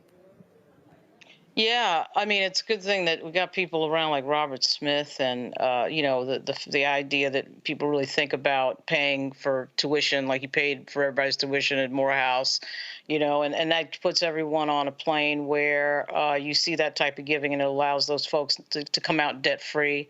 Saw the other day with Albert Einstein's the $1 billion gift for one of a medical school in the poorest borough of New York, which is the Bronx. You know, stuff like that is huge because it allows people to stay out of debt. In the black community, you're right, there's this idea that people don't give, but I can think of a lot of examples where there's been a lot of giving, and we just don't get the amount of publicity and attention when our wealthy folks do a bunch of philanthropy like everybody else does. But it definitely is something that's needed.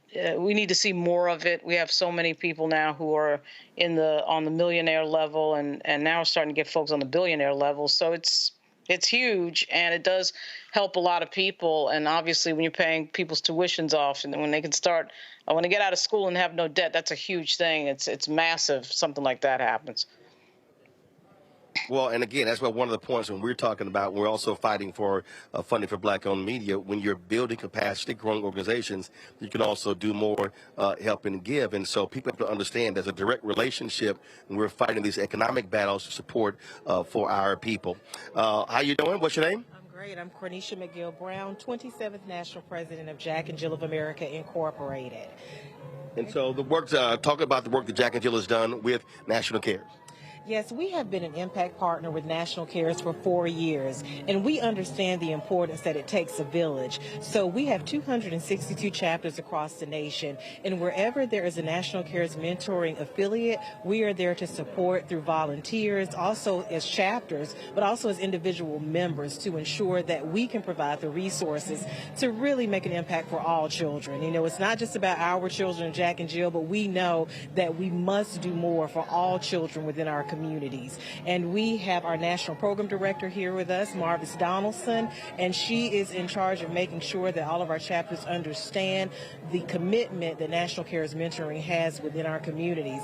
And I also want to share, I mean, Susan Taylor has just been an inspiration in so many ways. We actually made her an honorary member of Jack and Jill 2 years ago, and we were able to provide a grant of $25,000 to ensure that we can continue to support the mission and the work of National Cares Mentoring. Have you tracked how many folks that y'all have been able to touch and work with?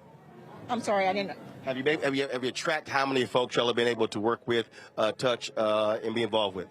Yes, we have, through our 262 chapters, probably about 40,000 that we have been able to. We track all of our programming and how many children and how many mentors we have in all of our chapters. So overall, about 40,000. All right. Mm-hmm. Okay, we appreciate it. All right, thank you so much for having us. All right, folks. So final comment. Greg, you can close us out. You know, it's interesting. I'm glad you, first of all, Roland, it's so important. Again, Black media, nobody's covering this. Nobody's watching this except us. No. Greg, I can tell you, here on the red carpet, you had some photographers here. No local stations, no other black media, no other Black-owned media as well. We're the only ones. And that's why you have to support. In fact, we'll be the only ones tomorrow. We'll be the only ones tomorrow who'll be live streaming the celebration of life for Harry Belafonte at Riverside Church. That's not possible. Seriously? Roland, Black Star is the only network to. That is simply stunning. Now, when they come to you for the footage, I hope you charge them, brother. I hope you charge them. I mean, this is why we have to support this network. Again, you know, listening to the sisters from Jack and Jill, for many years at Howard, when Jack and Jill would bring its chapters to Washington, D.C. to undertake something they call Jack and Jill on the Hill, they would ask me to give a talk on our history and culture, and I was always honored to do that. When you said, Roland, that our people over-index in terms of giving, that is all-inclusive. It's those who may have a little bit more money, whose young people might be in Jack and Jill. It's those who have very little money, who will take their hard-earned dollar, 10% of it, and put it in the tithe box. Our people have made ourselves into what we are through sacrifice. W.E. Du Bois always says that.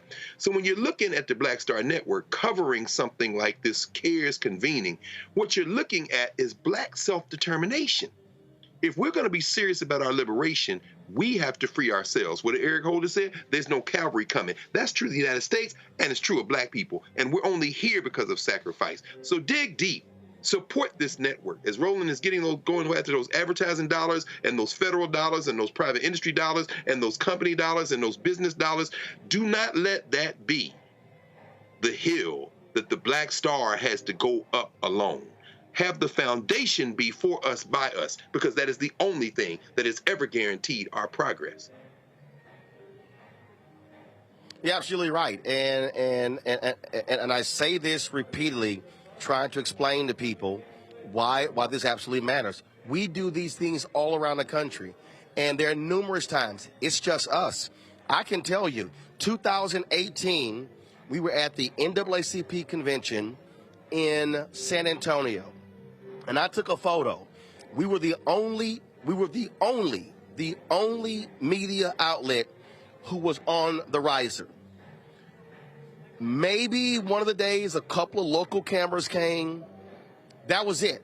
For the entire convention, it was just us sit up on the podium. The following year, it was in Detroit, 2019. All of the presidential candidates came through there, and it was quite interesting how many people were there, and all the media was there. But the next day, after the candidates left, all the media left. And so I keep saying we've got to have our own media. And I'm going to tell you right now, other black media not here. I could start naming them. Other black-owned media, they're not here. And so it's a lot of entertainment stuff that our people cover. But when it comes to news and issues and things like this, you're not going to see them. And so that's why we created the network. That's why we do the work. And so, again, tomorrow, so here's what happened. I called Susan Taylor. I said, Susan, are y'all streaming the National Cares Gala? She said they weren't. They've done it the last several years because of the cost. I said, we'll do it. I called Gina Belafonte. And Gina Belafonte, I said, hey, are y'all live streaming Mr. B's Celebration of Life? She said, we're not. I said, we can do it. And so we're going to bring our crews in, but they have a technical crew at the church. It's going to cost us $1,200. Let me say that again. It's going to cost us to stream it. Nobody's paying us to do this. No one is paying us to do what's happening tomorrow. And so our people have to understand that there are numerous things happening in the Black America that do not get covered, that do not get paid any attention, and we're always on the scene, and we try to do as much as we can. We can't do everything, and so that's our reality. And so, again, we want to thank everybody for what they do. We want to thank Reese, Lauren, and Greg for being on today's show. And so we're going to go toss back to the room. We're going to cover the rest of the National Cares Gala, and so we look forward to the rest of the program. Y'all, please support us in what we do. We need you to support the Black Star Network. Send your check and money order to P.O. Box 57196, Washington, D.C., 20037-0196. Cash App is $ RM Unfiltered. PayPal is R Martin Unfiltered. Venmo is RM Unfiltered. Thursday, I'll be there. Zelle, Roland at RolandSMartin.com. Roland at RolandMartinUnfiltered.com. And be sure to download the Black Star Network app. Apple phone, Android phone, Apple TV, Android TV, Roku, Amazon Fire TV, Xbox One, Samsung Smart TV. And of course, you can watch us on Amazon News by going to Amazon Fire. You can watch our channel on Plex TV, Amazon Freevee, as well as Amazon Prime Video. So we're going to go to a break. When we come back, we'll return to the National Cares Mentoring Gala here at Pier 60. I'll see you guys tomorrow for the celebration of life of the great Harry Belafonte at Riverside Church. Take care. Folks, Black Star Network is here. Hold no punches. I'm real revolutionary right now. Support this man, Black media. He makes sure that our stories are told. Thank you for being the voice of Black America, Roland. Stay black. I love y'all. All momentum we have now, we have to keep this going. The video looks phenomenal. See, this difference between Black Star Network and black-owned media and something like CNN. You can't be black-owned media and be scared. It's time to be smart. Bring your eyeballs home. You dig?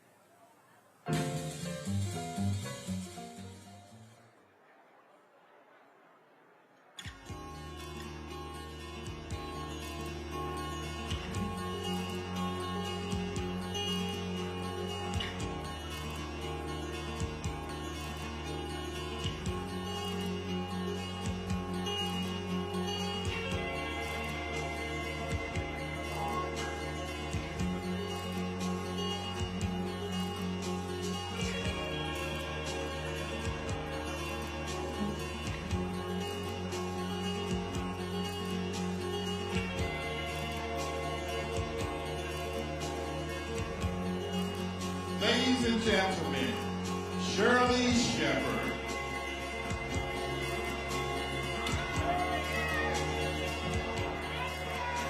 Hey, Shirley. If you was trying to get my phone number, that was a bust. Oh, my goodness. Okay, we are back, y'all. You can have a seat. I know y'all grouped together. You want to take the pictures. How was the food, everybody? That food is so good. I don't know what y'all had. I had the branzino without the eyes. It was so good. And because I have all of these things on, you know, to snatch me in, I took that. I was eating the food and my waist trainer snapped open. My stomach said, "A whole new world." Oh, my goodness. Did I tell you I was excited to be here? You know what? I just found out that I am sitting at the AARP table. Let me tell you something about AARP. I've been dodging AARP for the last 6 years. They finally found me at the event. I'm telling you, at Edna. I'm sitting right next to Edna. Edna looked at me and she said, "You know my name and you know exactly why I'm here." She said, "Now take this pre-printed card in the newsletter and be quiet. Stop crying, you old geezer." So I love it. Hi, Edna. I think we're going to be friends for a very long time. Oh, my gosh. You know, Edna, I will come willingly. I really, AARP is like, you know, you can go out and get your morning paper, but AARP will find you. They are there. So, you know, Edna, I will come willingly. I would like to do, like, have you ever done, like, sexy photo shoots for the AARP? Okay, because I'm still single. I ain't giving up yet. I need to. That'll be put on my dating profile, my AARP cover. Oh, my goodness. All right, now. We are back. So y'all get settled. You get ready for the second half because you are about to hear from Susan, a star in One Cares, our co-honorary chair, Courtney Vance. Y'all can give him a hand, Courtney Vance. Ooh. Courtney Vance, you just say his name, you go, whoo. But right now, help me bring up Mr. Mentor himself, National Cares Chief Programs and Partnerships Officer, Stephen Powell.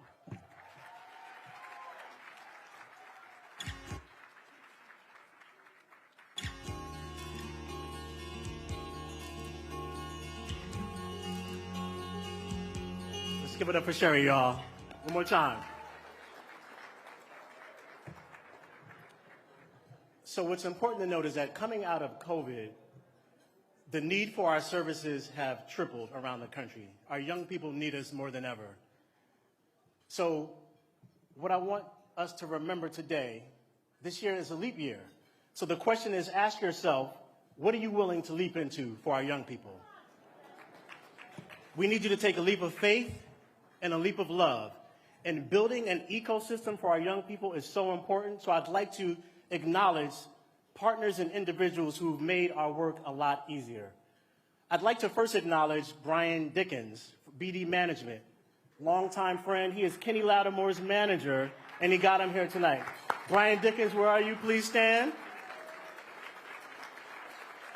Thank you. We've expanded our program, our signature group mentoring program, The Rising, into 10 new cities. Our partnerships have increased 30%, and we've expanded our University for Parents program. It could not be done without phenomenal people on our team, and I'd like to acknowledge my partner in time, not in crime, in time, Kerry Osborne. Where's Kerry, our Chief Development Officer, always behind the scenes, keeping things steady. Kerry, we thank you for all of your work and your support. Now, where is our amazing national team? They said they were going to come to New York and get turned up, so can our national team from around the country please stand and make some noise? Show us where you are.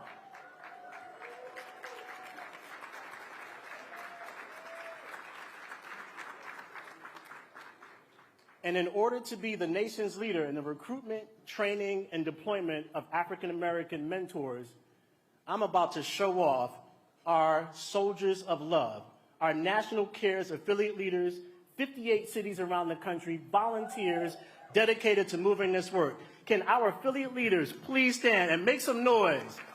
Cares affiliate leaders. Yes, let's see those people who pour into our young people day in and day out. Rain or shine, we love you. Thank you. So now the question is, y'all are trying to recruit black mentors. Where do you get them from? So I want to acknowledge our community impact partners. And if you're in the room when I call your name, please stand. So I'd like to first start with the Association of Black Psychologists. All right, Dr. Carmen, we see you. All right, let me get ready. Delta Sigma Theta Sorority Incorporated. Yep, the turn up is real. Jack and Jill of America. Cornisha, Marvis, thank you. The Links Incorporated. The National Black Child Development Institute. The National Coalition of 100 Black Women. Phi Beta Sigma Fraternity. And our latest partner, Zeta Phi Beta Sorority. Please stand, make some noise. Now, I do want to get a little Divine Nine check-in here. Where are my brothers of Alpha Phi Alpha? Where you at? All right, Alpha Phi Alpha in the house. The men of Omega Psi Phi, where are you? Okay, that's a lot right here. That's a lot going on right here. Kappa Alpha Psi, where you all? Kappa Alpha Psi. Yes, we saw y'all with Usher. You don't have to tell us anymore. Record it. Thank you. Brothers, love y'all. Alpha, Kappa, Alpha, where are you? Sorority. We see you. All right. Sigma Gamma Rho. I'm going to clap for him. All right, there we go. Iota Phi Theta. All right, so that sounds like a little step show, but what I need y'all to know is we need a step up show. We need more mentors, and you all can help us next year, so thank you so much. Now, it is my honor to bring up to you the person who makes this happen. I need a hand clap. Let's go. No, clap. Follow me, follow me. She's a mentor of all mentors. She turned 78 last year, but we call it 70 great now. If I had to make a book of her euphemisms, it would be a library of love. Give it up, y'all. The Queen of Black America, Susan L. Taylor, our CEO and founder. Bring her on up, y'all.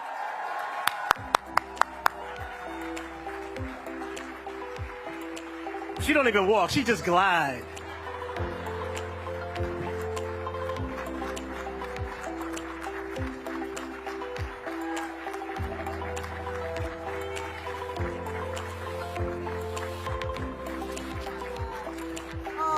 Powell, my Lord, who told you to tell my age, son? But you know, I've never, ever not wanted to tell my age, and Lord knows, I like being 78. I never want to go back to being 45 and 55. That was so crazy, but I am just overjoyed, absolutely overjoyed tonight. It's, what a moment.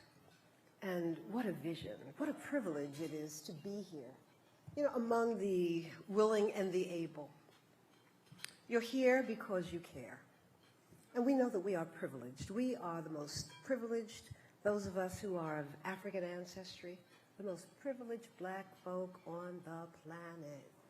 And we stand on the shoulders of those who stood without shoes, of those who marched without permission, who ran without hesitation, and who flew. They flew without wings to do what needed to be done so that we could be, so that we could have this moment. And none of this should we ever, ever take for granted. Now it's our turn. That's the reality. It is our turn. And you don't need me to tell you that too few people care about those who are struggling in poverty. This is a crisis moment, but it's also a moment of opportunity and one that we are seizing. It's our turn. What must be done to ensure our young and the most vulnerable among us is the work that we have to do so that our children have an opportunity to experience what the National Cares Mentoring Movement is really building. Tori, we are building America the Beautiful. That's what we're dedicated to. We want this to be America the Beautiful. Our ancestors gave so much for the growth, the forward movement, the development of the wealth of this nation, and not just this nation, but the entire Western world. And what we're doing is putting a damper on the nightmare of trauma and pain and poverty that's on repeat, generation after generation. And we are the generations that have everything we need to really begin to solve this problem in a real way. Poverty hurts. It hurts no matter what color you are, no matter what age you are. And it's unfair for children in the wealthiest country in the world, the offspring of the people whose free labor, don't get me started now, you know, built the wealth of the Western Hemisphere. We want our children to throw their shoulders back, hold their heads up high, and know what their ancestors gave. But so many of our young are being left behind in these gravely under-resourced schools. They're overcrowded, the teachers are overwhelmed, and some, it's beyond our view. It's beyond our view. They live in shelters, they're in foster care, they couch surf, they're malnourished, they feel hopeless. They're living with unrelenting violence, and often what we hear when we're speaking and listening to young people in schools, they say they never live without fear, that they're always feeling fearful. 1 in 5 of our babies is born into poverty. That statistic has held fast. Asha Bendeli, where are you? For how long? That statistic has held fast for decades. We can do better than this if we link arms and aims and do the work that we know we're assigned to do. 85% of our children cannot read or do math at grade level. That's when I left Essence. I heard that stat and I said, that's impossible. I called Marion Wright Edelman. She said, oh no, we're losing literacy. And if you can't read and calculate, especially if you can't read, you can't open doors to any of the systems that you need to support you. And teaching some folk how to read, it's not nuclear physics. I'm not saying it's intentional. Y'all know the truth. If you can read and you can count and you have, Frederick Douglass was born into slavery and he became an orator and a phenomenal writer because someone took the time and he took the time to educate himself. This is our work. And it's not a work, Courtney, that we are leaving to anyone else to do. We need allies. We need people to work with us to help our children move out of harm's way. And what we do on behalf of the marginalized children, the forgotten ones, we work where the harms of poverty exist. We're not afraid. I'm so glad that, I was born in the neighborhood because I'm not afraid of us. And but for the grace of God, y'all would be here raising money for me. I am so blessed, and we are also blessed to be on the giving side of the deepening economic divide. So we are freeing our children from the grip of poverty and depression. The depression is real. Our curricula, it's restorative. It's held in a framework that was designed by a brain trust of more than 60 experts from across a breadth of professions. It's culturally anchored. Stephen, could tell you stories about some of the organizations that are losing the children they serve. They're not led by people who are African American, but those who they're serving are black and brown. And the young ones, are saying, Leon, they're not going back because you all don't look like us. You all don't understand us. You don't understand what we're going through at home. You don't understand that we have a target on our backs. You don't know what it means to walk through America as a black person. You don't know. And so they've stepped away, and for the first time, these organizations are calling on us to come and bring our curriculum and to work with them. We turn no child in need away. We're focused on black children, but they're all our children. And so we turn no child in need away, and certainly no mentor. If you went to Harlan High with us on the south side of Chicago, we've done a lot of work there. You would see big old white Bob. He went to that school many years ago, and Bob is a mentor. The kids love him, and he holds those reins and holds them close and tight and lovingly. And so our CARES trained psychologists, social workers, and other wellness experts. That's how we come into schools. We do two things. We recruit mentors, we train them, and then we deploy them to where they're needed. And they go into the overwhelmed schools. We go into detention centers. I know Greg Corbin is here.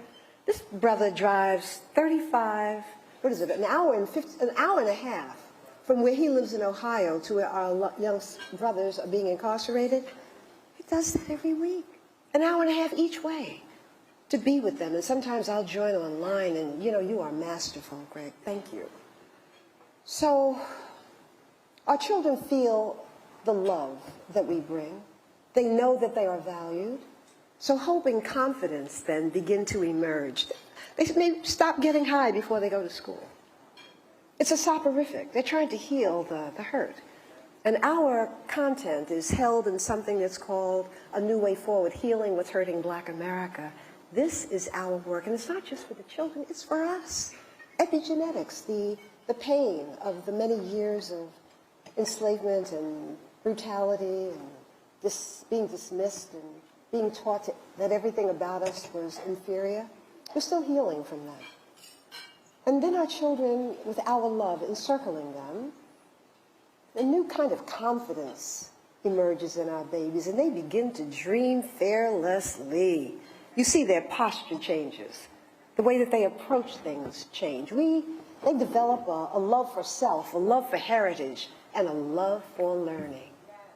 And so social media, that's a whole other conversation. It's just changed the landscape.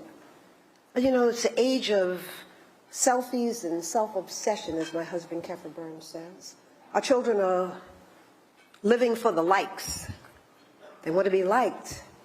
And being popular means everything. Being popular and just having money doesn't even, I can sit home and be an influence and make money. Well, I know this, we've not come this far along the way to be mesmerized by shiny objects and weapons of mass destruction. No, we have not. Our programs are consciousness shifting. That's what we do. We change people's ideas and our own about who we are and what we not deserve, but it's the residual of what our people have invested in life. We guide our young toward a healthy and productive future, the futures that they want, the financial mobility that they're longing for and so deserve. So I, too, want to thank our sponsors. I want to thank our board members, boy. Thank you. Thank you, thank you, thank you. Bina Elliott, I know you're here. Michael Walker, I just love you way beyond the telling. Stuart, I didn't see Stuart here tonight. Are you here in the house, Stuart? He's not?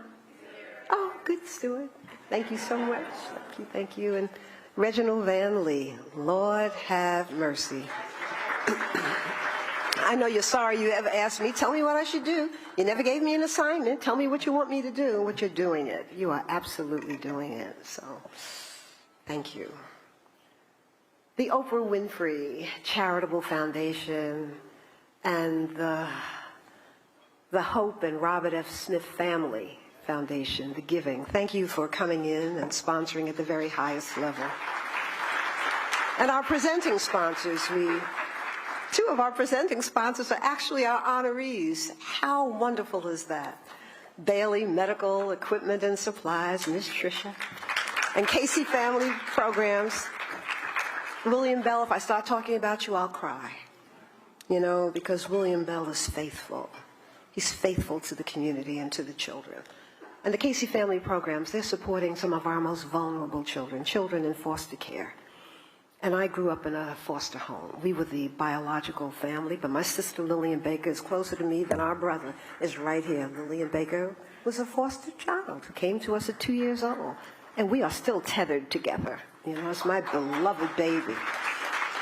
And so she loves me to pieces. She loves me so much it embarrasses me because I let her sleep in the bed with me and she would wet me every night. And I didn't shun her. I let her keep coming back. Oh, Sue, I love you. I'm so glad I was so kind to her.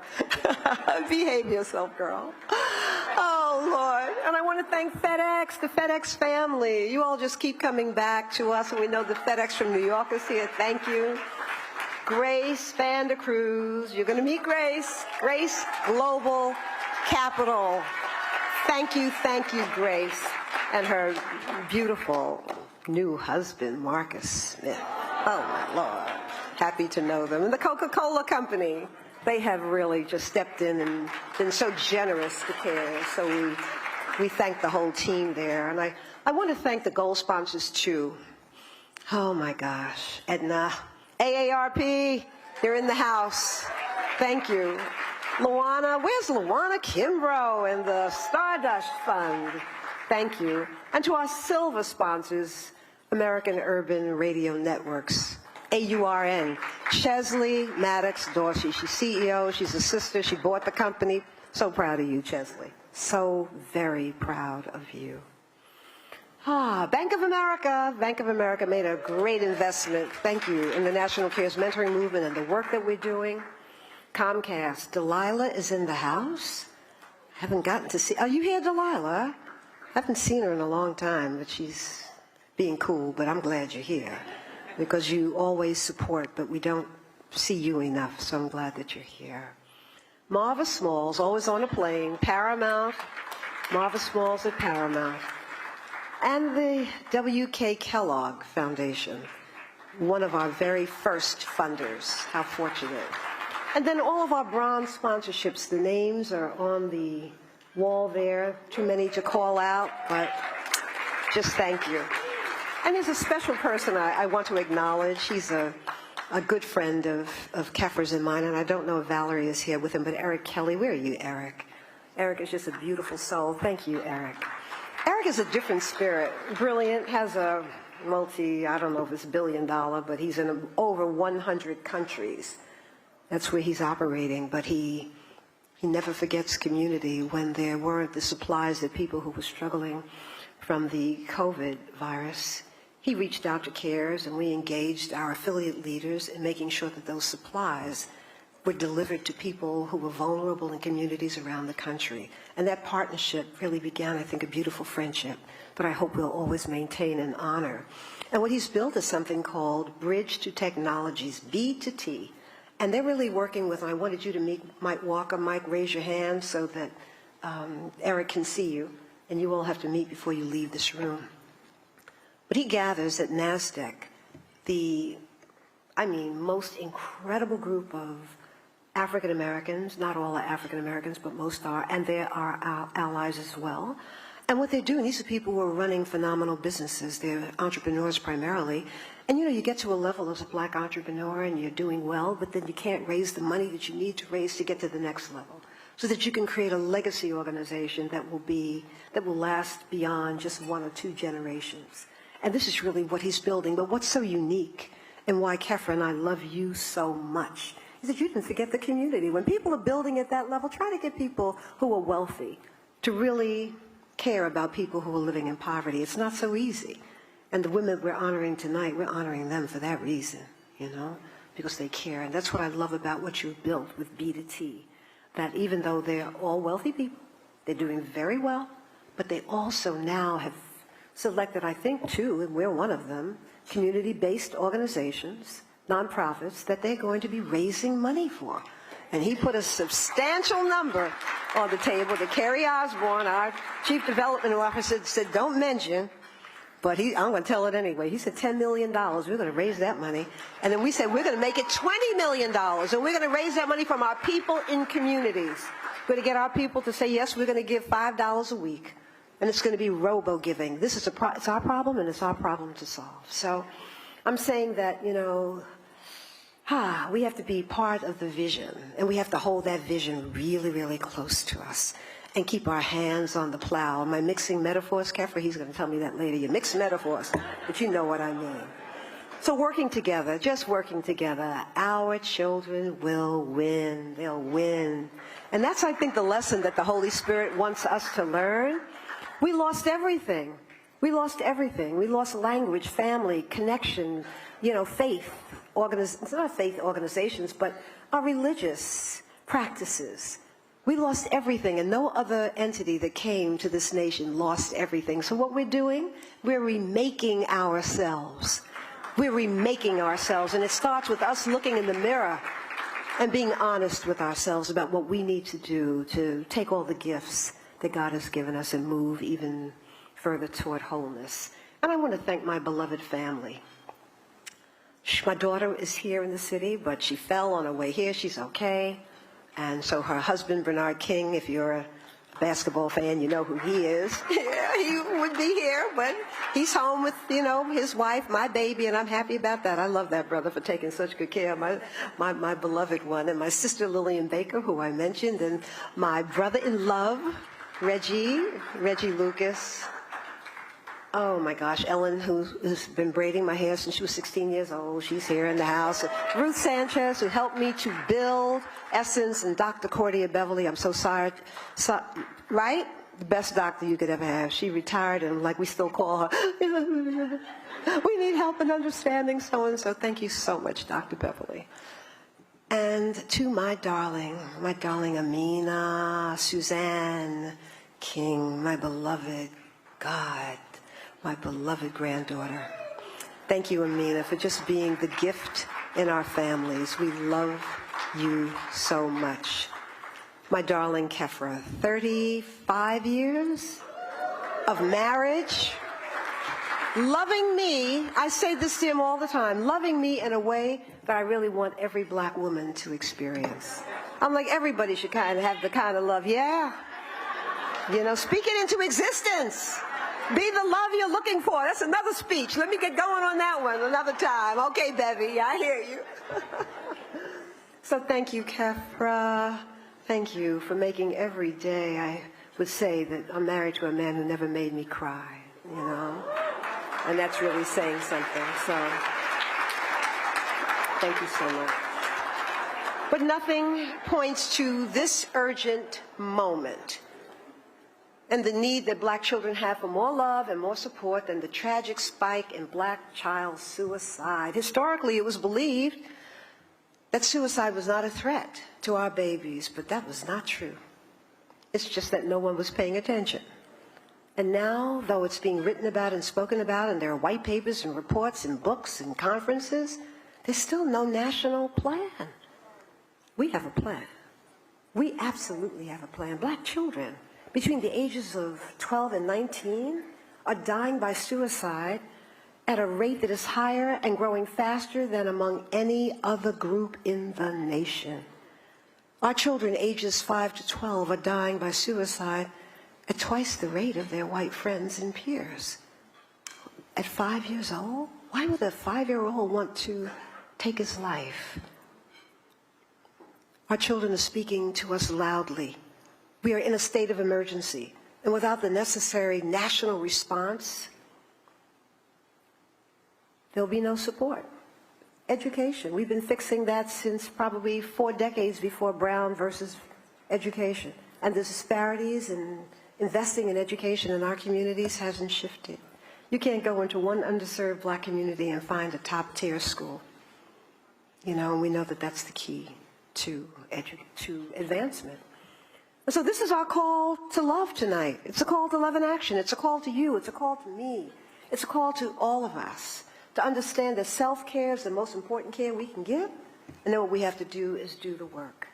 So help us to ensure that we have what we need to train and anchor the caring people on the hotlines and in classrooms and in community centers with cultural understanding. I'm going to wind up. You know why? Because we have to pay $10,000 for every half hour we go beyond 10 o'clock. So when you see that clock getting back to 10 to 10, you all get your behinds out of here. Go home, because we need every dollar in the coffers. We don't need to give it to this venue. Okay. But we have a blueprint. We have a blueprint for recovery. And we are going to step into our communities. Janine Downey, dermatologist, phenomenal sister, love, Janine, always says, I want to help, I want to be involved. Her and her husband, Michael, they just are donors. She wants to train. She wants to talk to our young people. We're stepping into communities. We're stepping in. And we're going to train everyday black people how to listen to our young, how to hear them, how to see them, how to love them, and stop being didactic and telling them everything that's wrong with them. We took children to Capitol Hill who had attempted suicide and who were assigned to the National Cares Mentoring Movement. And they said, if you adults would stop criticizing us, we would tell you the truth. I heard them. I wish I knew that 40 years ago, you know? And so this is our work. This is what we're raising money for. Our children are dying on our watch, and we are going to train people in communities how to take care of them and how to advance them and how to recognize the signs of depression and to work with it. Because if we don't do it, it's not going to be done. So it's a huge undertaking. We're doing it with our community partners. You heard from some of them or about some of them tonight. And our curricula is singular, and we are implementing the nation's only culturally anchored curriculum for the healing and forward movement of black children living in poverty. I don't say that proudly, but it's the truth. Why would we don't want to be the only ones. We want to link arms and aims with other people, have you take our curriculum, let us train you, just don't steal it and use it without our permission, and the retraining, because we keep refining it and growing it.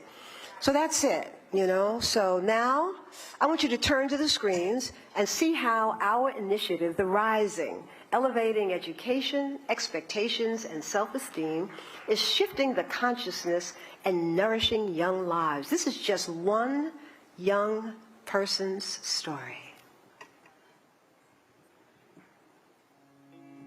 Roseland, Chicago, on the city's far south side, was once a vibrant community where black families who had escaped the deadly Jim Crow South during the Great Migration settled and worked and dreamed for themselves and their children. There are the single-family homes with neatly kept lawns that still pepper the area. They tell the story of that time. But another story emerged as the civil rights movement gave way to public and private disinvestment in communities like Roseland, where industries had once ensured a healthy working and middle class. That story became one of abandonment. Forsaken neighborhoods destroyed the many thriving African-American communities in our nation. My name is Tamron Hall, and I'm here to share a story with you, a powerful one, about a young man named Khalid, whose narrative may have begun with hurt and despair, but has become one of healing and transformation.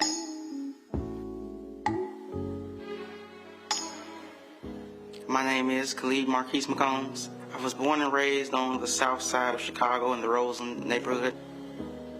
When I was born, my mom had a stroke while giving birth to me, and she almost died, and she was never the same again. My family was a working class family. My aunts made sure that I had a roof over my head and clothes to wear. They made sure that I was presentable. Growing up in the Roseland area, I was exposed to a lot of violence. I lost one of my best friends to gun violence right down the street from my house.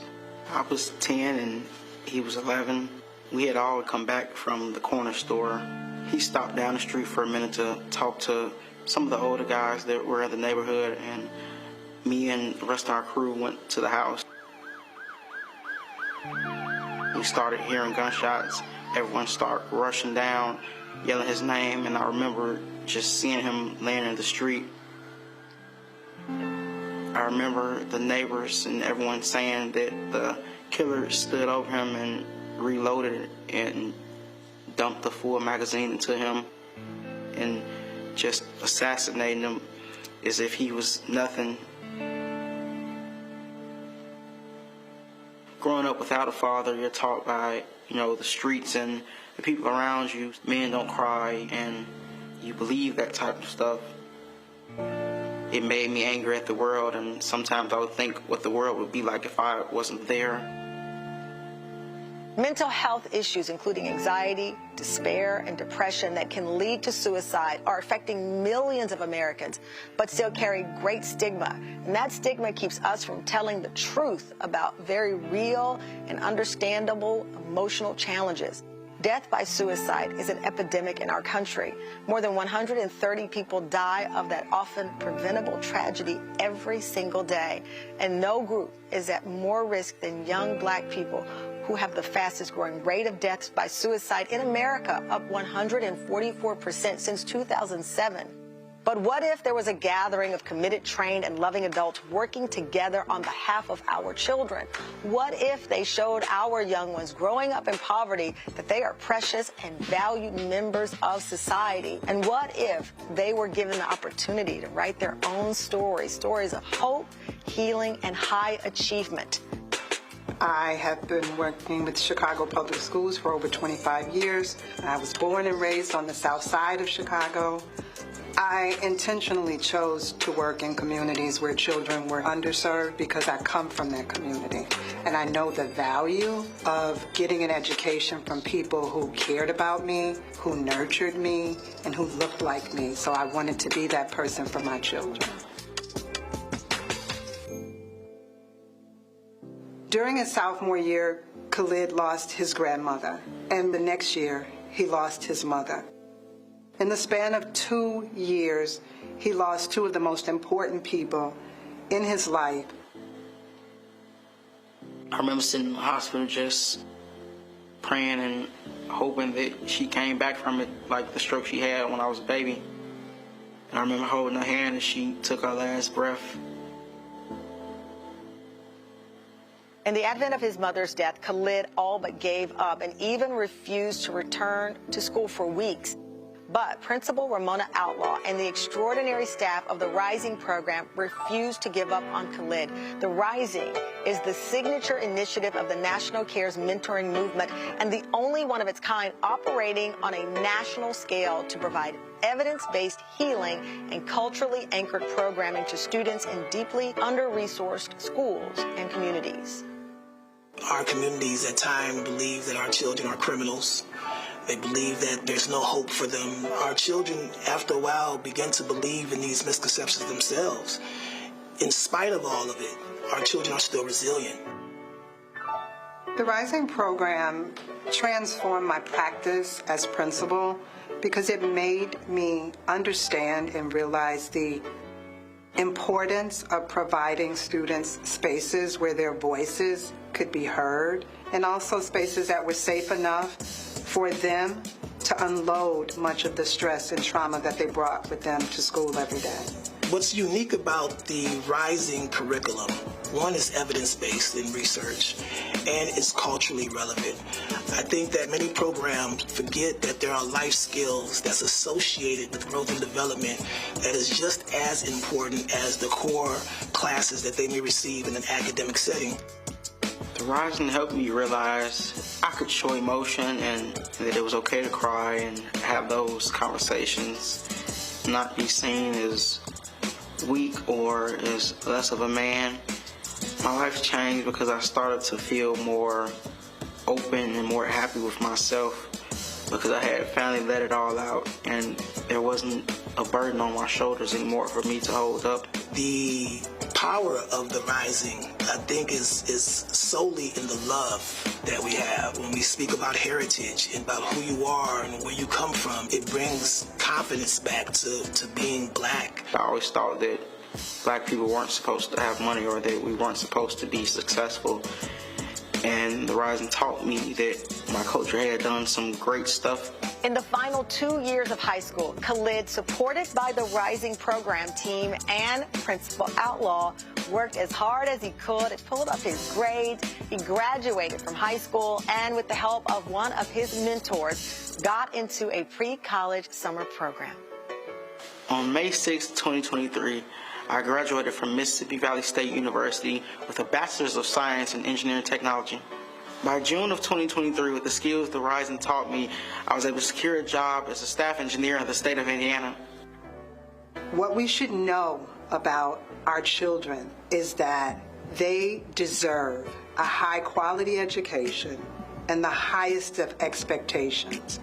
If we love them unconditionally, they will become the most confident, independent, and successful contributors to our society. Khalid is special to me. He's so special. But there's so many Khalids, right? There's so many.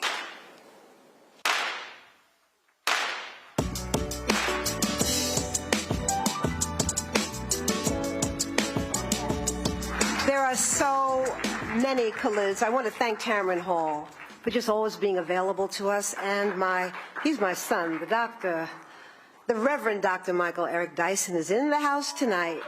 And Michael Dyson, from the very beginning, we called you. He's shown up at Harlan High. He's been there twice for us. And he and Tamron have hosted every gala that we've had, you know, up until this one. You never say no, and we love you so much for that. But guess who's in the house tonight? Khalid is in the house tonight. Khalid, stand up. You stand up, Khalid, and let us thank you and praise you. Khalid McCombs, engineer, working for the state of Indiana. Can we have a little more light? Okay, Khalid. Where is Khalid?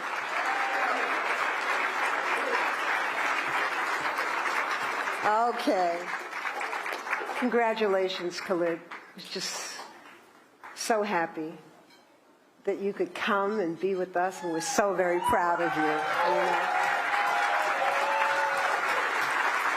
And now it's our joy to introduce to you the Emmy, Tony, Golden Globe, and Screen Actors Guild Award-winning, Detroit-born, and Harvard and Yale graduate, actor and author, husband of Angela Bassett, father and friend, Courtney B. Vance.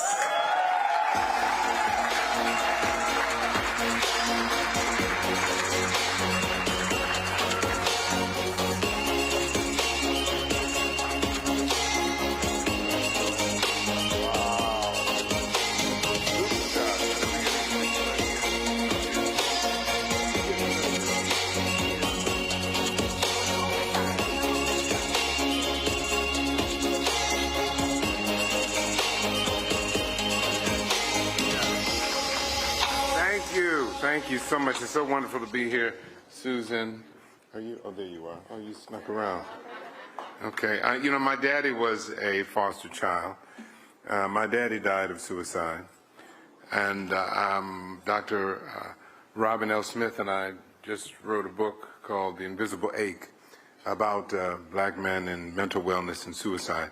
So put that on your list. It'll bless you. And Susan, whatever we can do, Gilda will let you know whatever we can do to help in the journey that you're on with, and with Angela as well. Whatever we can do, we are, all you got to do is ask.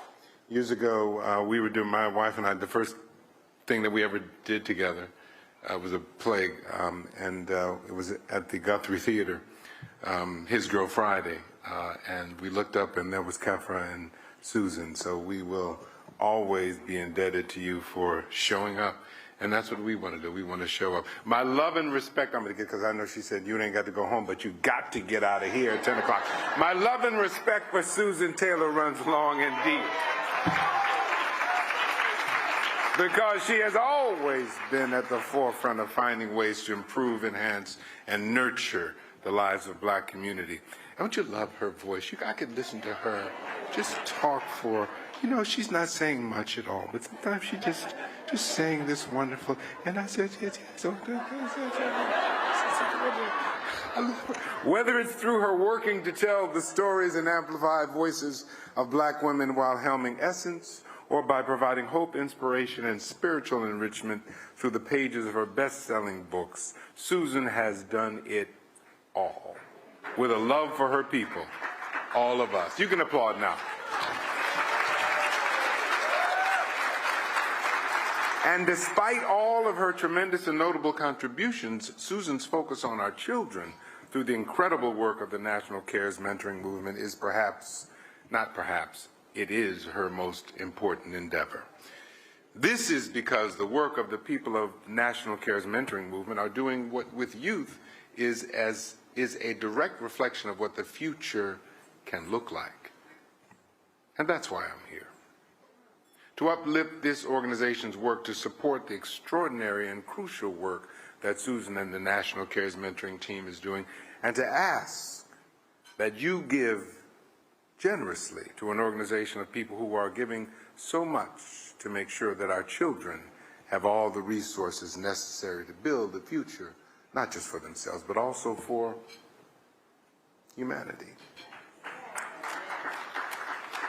As a father of two young people who are about to embark upon the beginning, they're going to college, y'all. That's what I'm saying.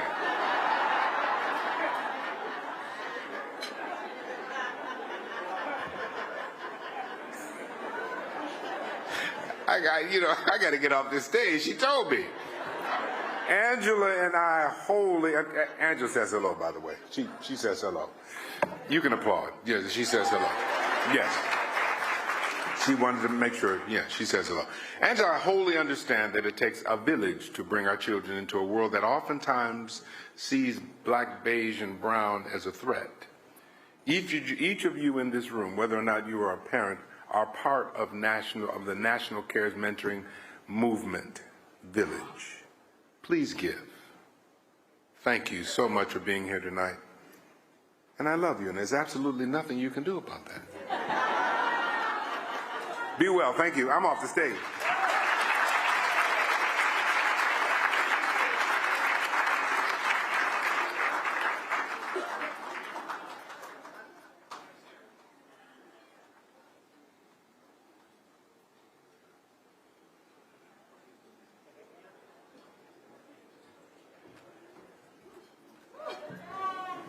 Thank you so much, Courtney. And I have to tell you, if you've not read Courtney's new book, The Invisible Ache, you must run to get that book. It is absolutely profound. And Courtney, Invisible Ache, you showed us in that book, because I told you every time I would read, I thought of my Jeffrey. But there's healing in being vulnerable and power too. So Courtney, we thank you for your dedication to all of us. Yes, yes, yes. And there's so much more we must do collectively for our children. Now, this is the moment that we are called. We heard Susan Taylor speak about this, but we are called to reach into the deepest parts of ourselves and recall all that was done for us. So let's be that for our babies now, for the love of our children now. And to help us do that, please join me in welcoming to the stage the brilliant financier. Is that how you say it, financier? I don't know how to say it because I never had one. So the brilliant financier with the even more brilliant heart, Reggie Cano.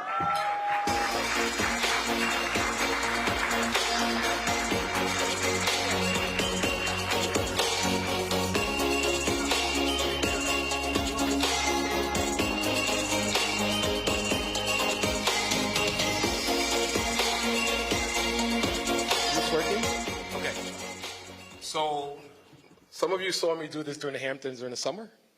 And so I have a little routine I do before I start, right? So the first thing I do, I'm going to come back to you in a second. I got to say a prayer.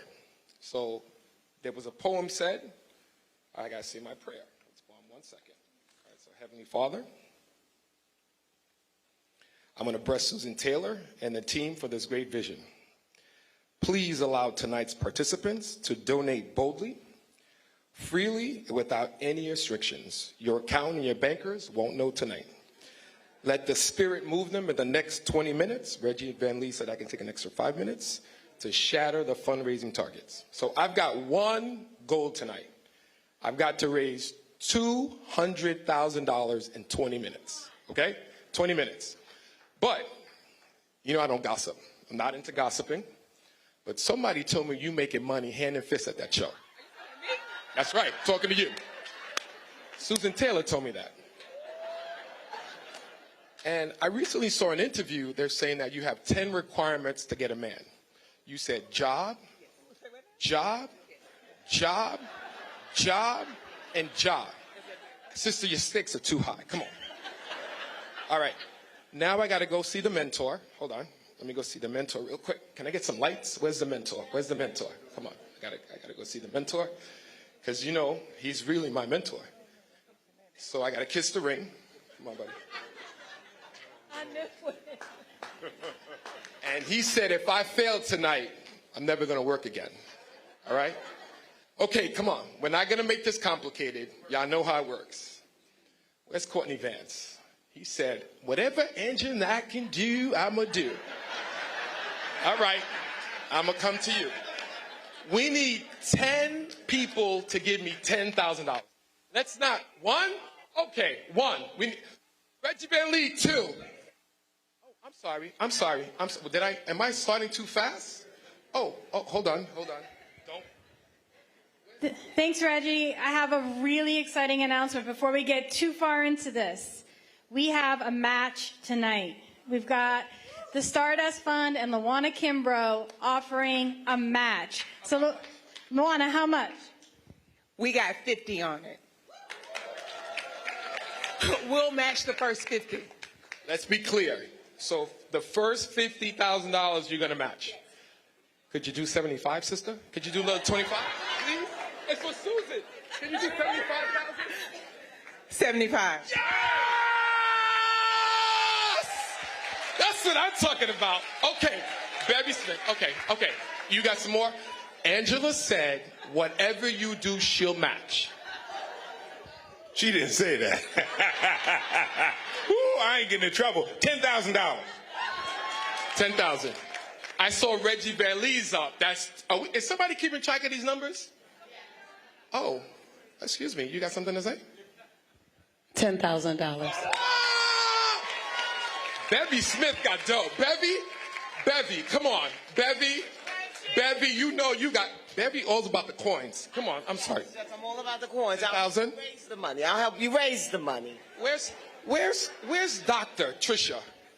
I read a video. You said you're an optimist. You said you never see a pessimist. You always see the bright side. What's up, y'all? Y'all got planes. Y'all got companies. What you got to say? 75,000.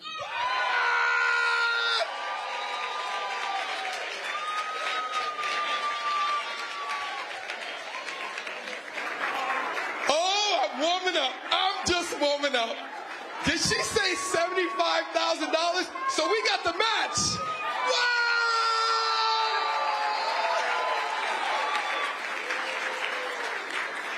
What am I up to? Come on. Keep going. Come on, 10,000. Who give me 10,000? Come on. 10,000? Come on. No more? 10,000? Going once? Lola West? I thought I saw Lola West here.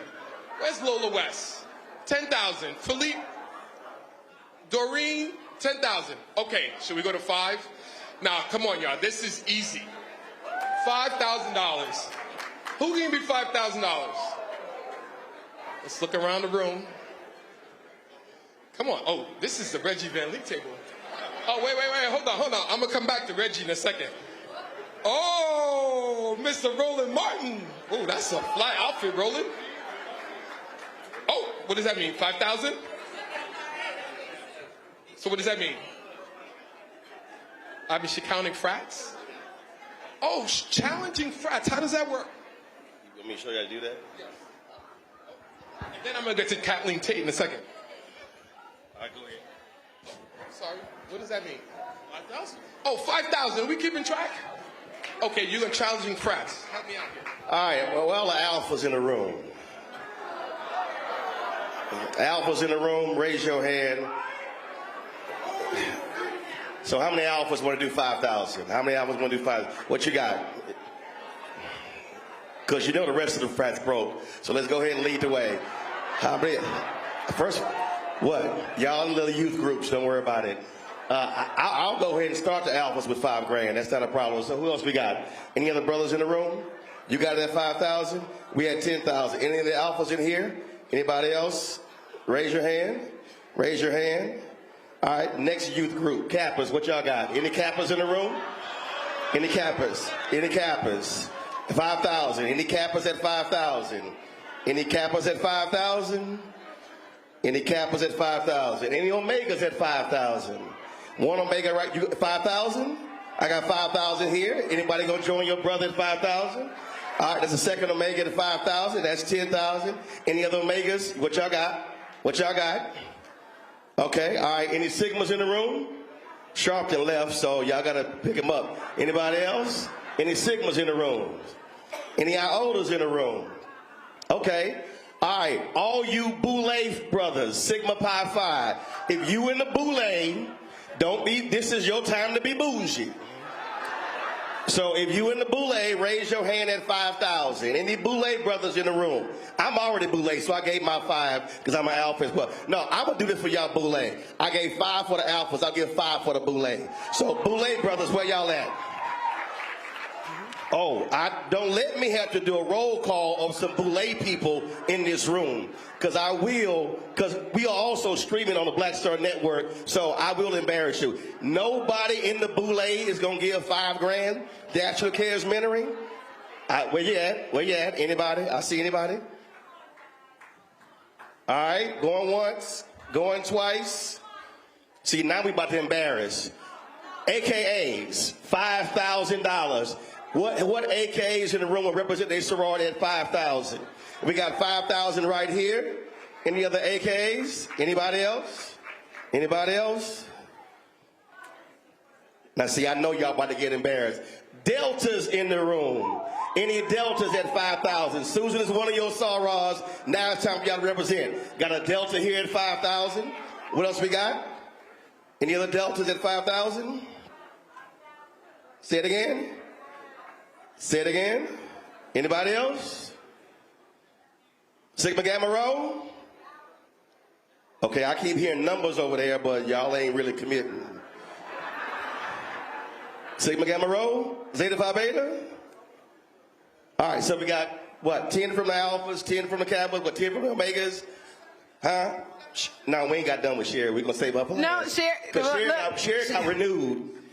What you got? Well, look, share it for the single mothers who paying alimony to 2 ex-husbands.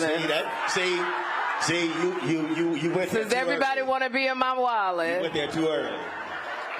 I still haven't gotten my paycheck yet, but $5,000 for a single mama. So that should have been at least 50 grand. That means I'm not going to be able to get 6 wigs for my show, but all right.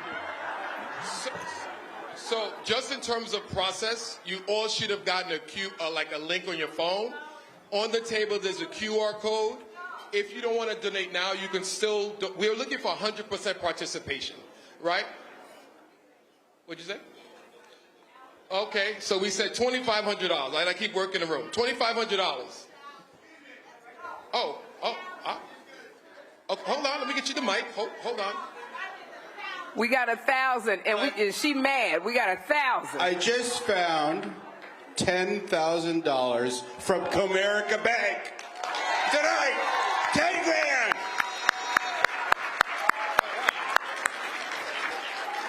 Oh, I'm feeling. I think I made my number. No, $2,500. Oh, sister, you looking rich. What you got here with the Chanel pins and all type of stuff? What you got? Y'all want to talk about it a little bit? So I started a new Hampton Roads affiliate in Virginia, and oh my God. We're going to donate $1,000 to the Hampton Roads Cares. Awesome, $1,000. Come on. This should be easy. $1,000. Come on, folks. That's like a dinner in New York. $1,000. This table. Keep your hands up, please, for the $1,000, and also do the app. $1,000. Okay. Oh. You gonna give another one? Amen to that, sister. Come on. Let's get to this side. Oh, Lola West. I love me some Lola West. Lola West used to have that Merrill Lynch money. I have my own fucking company. Lola started West Full Advisors. I know what you did, Lola. What you got, Lola? 5,000? And this brother here, I think you look rich too. What you got? I'm with Lola. Oh, she got the 75,000. She's like, brother, you got enough from him. Okay. 5,000 from Lola. Oh, this table, y'all look good at this table. Wow. Oh, man. Susan, am I coming back next year? Jack and Jill of America Incorporated, $15,000. Oh, my God. $15,000. Am I coming this side or you just waving your hand? I'm here. Something happening or you're waving? What's 1,000? Yes. Thank you. $1,000 over here. Okay, I'm making my final round because we don't want Susan to pay $10,000. Because I gotta go back to the mentor and say, he's got to give me my grade. And what are we up to? 276,000? How'd I do? You know, you're booked for next year. Sharon Lopez, y'all told me Tamron Hall was going to be here with her son Moses. If y'all were in the summer, y'all know Moses. Know Tamron Hall this year?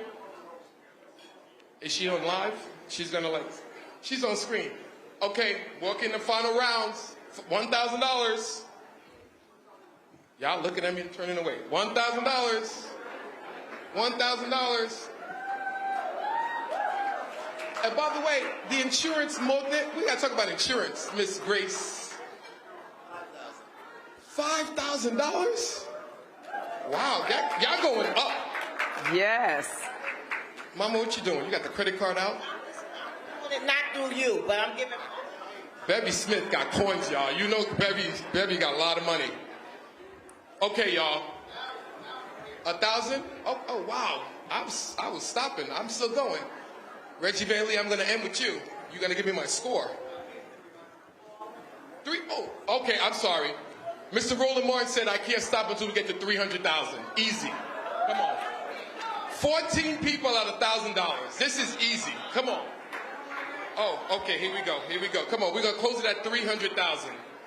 We had said 100. I went to 3. Man, Mr. Tobias, what you got? I got 500. $500. Let's get that. Hello. I'm at 1,000. $1,000. Thank you so much. Anybody else? What are we up to? 13 more. 13 people at $1,000.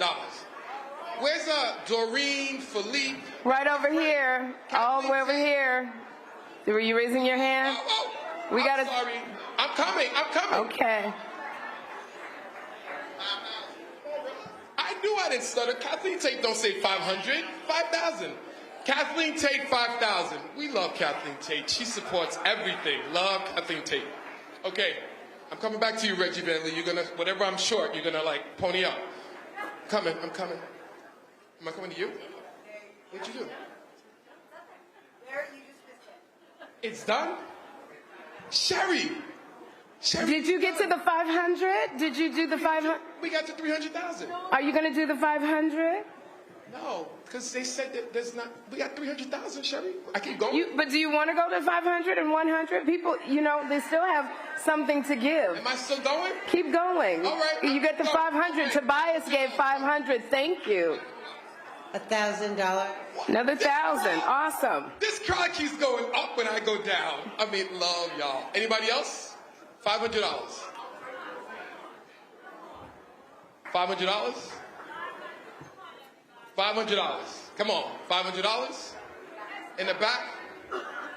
Did I miss brother interior designer to the stars? What you got? Where's Doreen and Philippe? Where's 500 right here. $100. Anybody else? In the back? Did I leave anybody out? You want to feel left out? You want to say something on the mic? Going once? Going twice? Wait, I gotta end. Sherry, I'm coming. I just gotta end with the mentor. I gotta get my grade. You have to go to don't forget the hundreds as well. $100? $100. You can do it on the app. Oh, wait a minute now. We need silence. The mentor is approaching the mic. How did I do? Good job. We've got to get out of here in time, so I'll get us to 300, whatever it takes. Well, it's not that much. We're at 300,000? Yes, done. Wow. Thank you, y'all. Thank you, everybody. I really, really appreciate it. Thank you. Woo, Reggie. Will you give Reggie a hand? So, Sherry, will you invite me on the show now? Can I come to the show? Can you come to the show? After I get a paycheck, yeah. Absolutely. I've never heard an auction begin with a prayer. That's how you do it, Reggie. Because you can blame it on Jesus. I love it. Thank you, Reggie. We made it to $300,000. Give yourselves a hand. Nothing is too big and nothing is too small. This is so wonderful, and your support allows CARES to sustain and grow this love movement, this healing movement, this movement for transformation that tonight's honorees have embraced. And the National CARES Mentoring Movement's North Star Award is named in recognition of Harriet Tubman, our great ancestor who envisioned freedom for all, and she drew upon everything that she had to help make it so. And it is in Harriet Tubman's name that National CARES has presented the award only sparingly and with great consideration. The North Star awardees hail from the many parts of the beautiful expanse of our community. Yet to a person, they are dynamic, determined, and brave visionaries whose deep love for humanity forged ways forward for the many. Now this year, these honorees are all women. Yes. Women of courage, women who, in the great tradition of our ancestors, navigate difficult terrains, smoothing them out for those wise enough to follow their lead. Now this year's honorees, empire builders, wealth creators, and institution shapers are women of compassion and courage. Dr. Trisha Bailey, Susan Taylor Batten, and Grace Vander Cruz. I am so filled with pride, having been given the ability to introduce them all to you here and all of you who are with us online. And I will begin by speaking her name, Dr. Trisha Bailey. Not yet, not yet. Dr. Trisha Bailey, author of Unbroken, the incredible story of her journey from a childhood punctured by pain and poverty, like so many of the children CARES serves. She was once, as a young woman, beaten so badly that she was left comatose. Now that's hardly the lead-in that you'd expect for a woman who, despite all of that harm, became a track star at a D1 school, UConn. And she was a star runner who became a star broker, who became a star entrepreneur, founding some 16 companies, including Bailey's Medical Equipment and Supplies, which ranked number 48 in the nation among all companies providing Medicaid services. And don't even let us get to the properties that she owns and the 46 pharmacies that she has opened. Today, this empire builder, this real estate mogul, this sister has her own plane. Ladies' night. She owns stakes in the Atlanta Hawks, the Charlotte Hornets, and the Phoenix Suns. Trisha Bailey donated the largest sum ever to UConn's athletics department, and a building is in construction in her name. However, Dr. Trisha Bailey defines herself more often as a dedicated mother of 5 very beautiful children and a philanthropist determined to secure children who knew the pain that she once knew. So what did poet Jessica say at the top of the evening? That sisters are the original goats. No lies detected. And no more waiting for you to meet Dr. Trisha Bailey.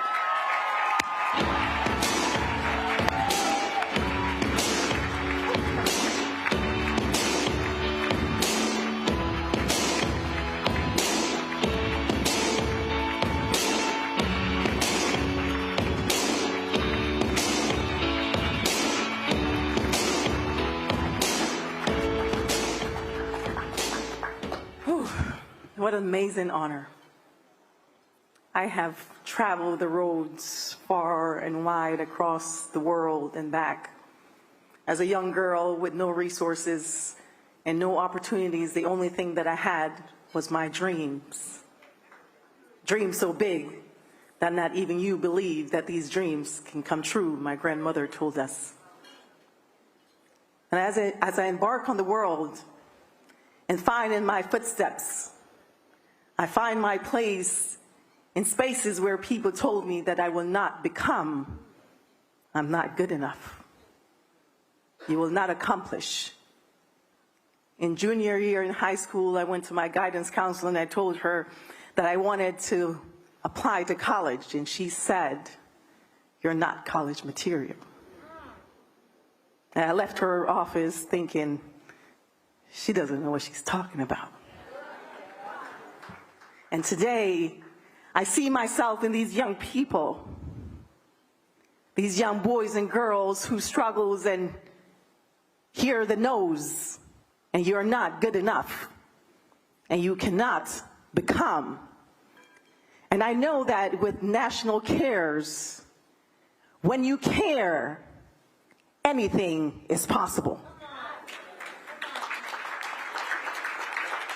You create a world of opportunities for yourself and others, and the Barack Obamas of the world are being developed in National Cares. The Oprah Winfreys, the Susan Taylors, the Trisha Baileys are being developed. The philanthropists and the CEOs and the billionaires and trillionaires, and I am excited and I am committed to continue to doing the work that God has ordained me to do, and I will continue to place my mark on the world, on those children, because they deserve us. They deserve to be cared for. Thank you.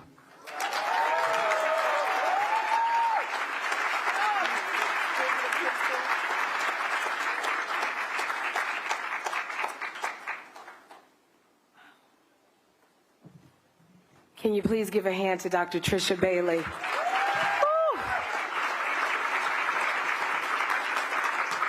Oh my goodness. I meant it on that plane, Trisha Bailey, the ladies' night. Can we go?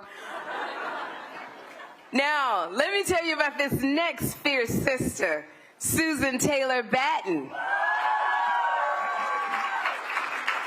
She began serving as president and CEO of the Association of Black Foundation Executives in 2009. The association was founded in 1971 as an all-volunteer membership organization during the height of the Black Power movement, when many will somebody help me with that word, please? Philanthropies. I probably could say the word better on a plane, a private plane, drinking some champagne, girl. Philanthropies that once had supported the civil rights movement waned. ABFE took on the work of centering the needs of Black communities and working with resource institutions and people to do likewise. There are lobbyists on the philanthropic hill. And 50 years later, in 2020, when a new generation of young activists called the nation to a reckoning with itself about the racial harms that ended too many Black lives out of season, Susan Taylor Batten was there in the trenches, encouraging people of means to provide support to young people who were literally risking their lives to ensure the lives of others. But that support took a giant step back only a year later, as the nation became further divided and the voices and power of those who opposed diversity and inclusion guardrails took hold. Black activists were being regularly threatened and terrorized by people who use social media as a weapon.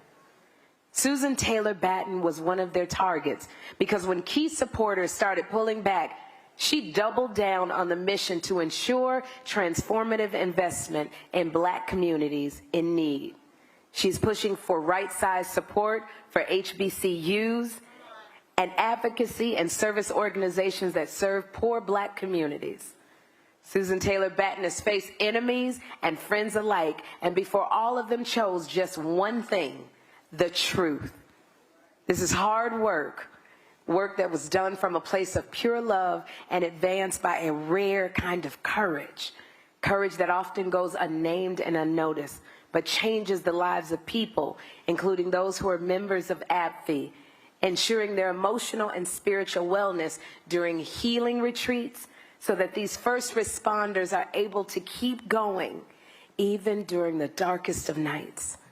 So what else is there to say about this shero who works to ensure transformative investment into communities where it is most needed? Except, everyone please welcome North Star honoree, Susan Taylor Batten, a warrior for the community.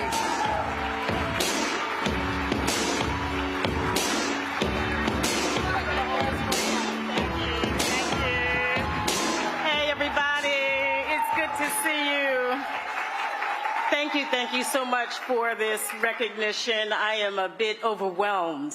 This is amazing, and you all are just so supportive of all of us women of courage. Our mission at AbbVie is to promote effective and responsive philanthropy in Black communities. And I want to talk to the folks in the room that are in foundations and corporate giving programs that are pushing for investments in programs like National Care's mentoring movement. I want to tell you that we see you. I see you. Because you're working in many ways in organizations that are not diverse and that do not prioritize our community. The audience should know that of the billions of dollars that come out of foundations in this country and corporate giving programs in this country, less than 2% goes to Black communities. You should know that. And so those of you that are pushing for investments in National Care's mentoring and programs like this, you are the courageous ones. And I want to thank you for the work that you do. We can't leave the well-being of our kids to foundations and corporations, though. What just happened in this room is what has to happen every time we are together, because we have the resources to take care of our children, our young people. We can't leave it to anybody else. So everybody just ensure that we continue to dig in our pockets, invest in this organizations and organizations like this. Just a thanks again to Susan and Stephen and the full team. My entire family is here. I want to thank my family because I could not be courageous without y'all, I swear. I want to thank my girlfriends, my sorors from Delta Sigma Theta Sorority Incorporated, Alpha Beta Chapter, Fisk University, for being here. I want to thank my friends from AbbVie, my colleagues as well. And most importantly, I want to thank that gorgeous man over there, my husband, Bob Batten. And simply put, Bobby, without you, I could not be courageous. Thank y'all. Thank you very much.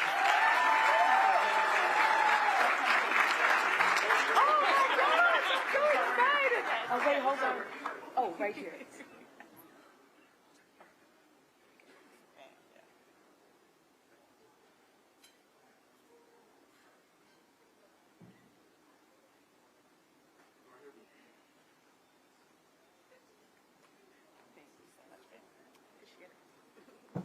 Give a hand to Susan Taylor Batten.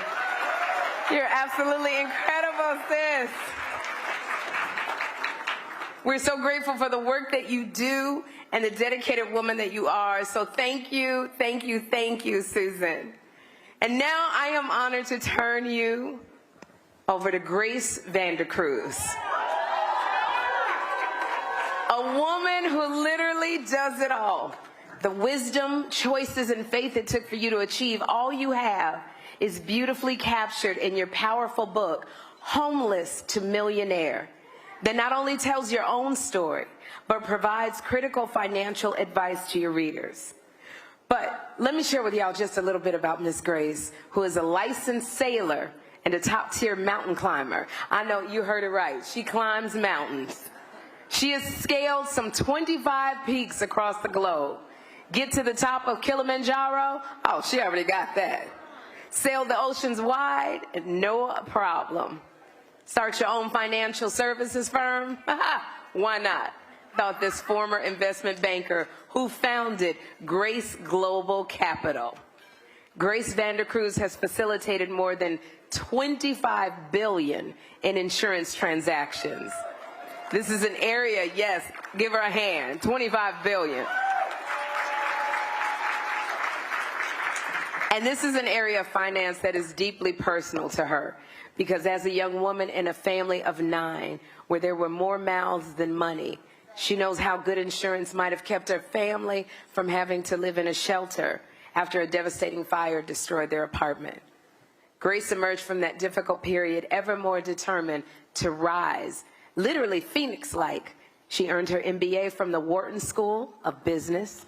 Then she soared into the financial services industry, and she made it her mission to help vulnerable families, the steepest mountain our nation has to climb. So Grace, come up here and tell us your secrets. Mrs. Grace Vandercruz.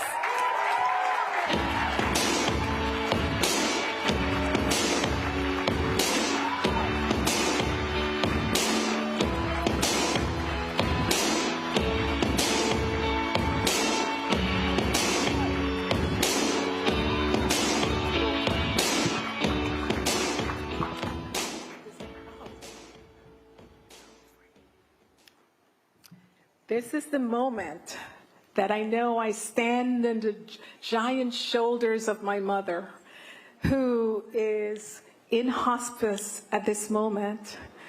But in her grace, her compassion, and her indomitable spirit, it has sustained me. All of her wisdom, all of her prayers, and all of her love has made me what I am today. And I'm standing here by no accident. I really want to thank God above, because miracles happen, and I'm a walking, talking miracle. Special thanks to my handsome husband, my family who's here, the companies that have supported me, the Doctors Company, Resolution Life, the Insurance Supper Club, and all of my colleagues who are here. Hands that serve are holier than lips that pray. Those words stirred my soul. In me, something changed that day. Count me in, Susan. Because of your words, I heard care is more than just an action that speaks louder than words. Care is conviction over convenience. Care is courage over comfort. Care is resilience over resistance.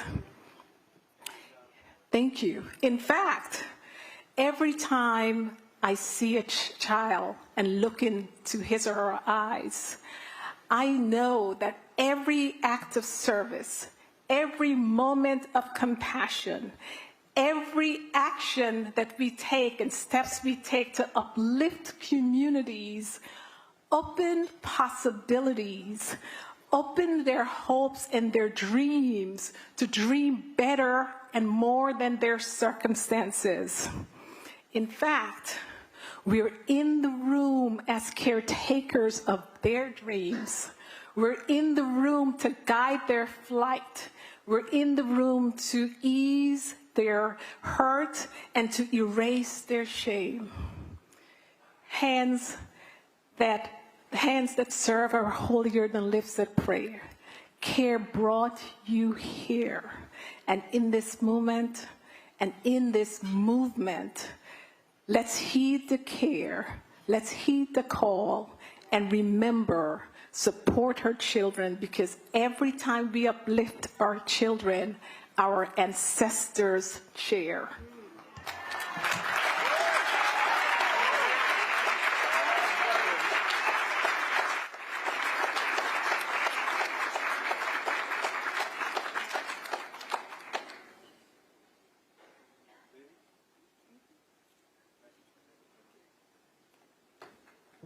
Please give a hand to Grace Vandercruz.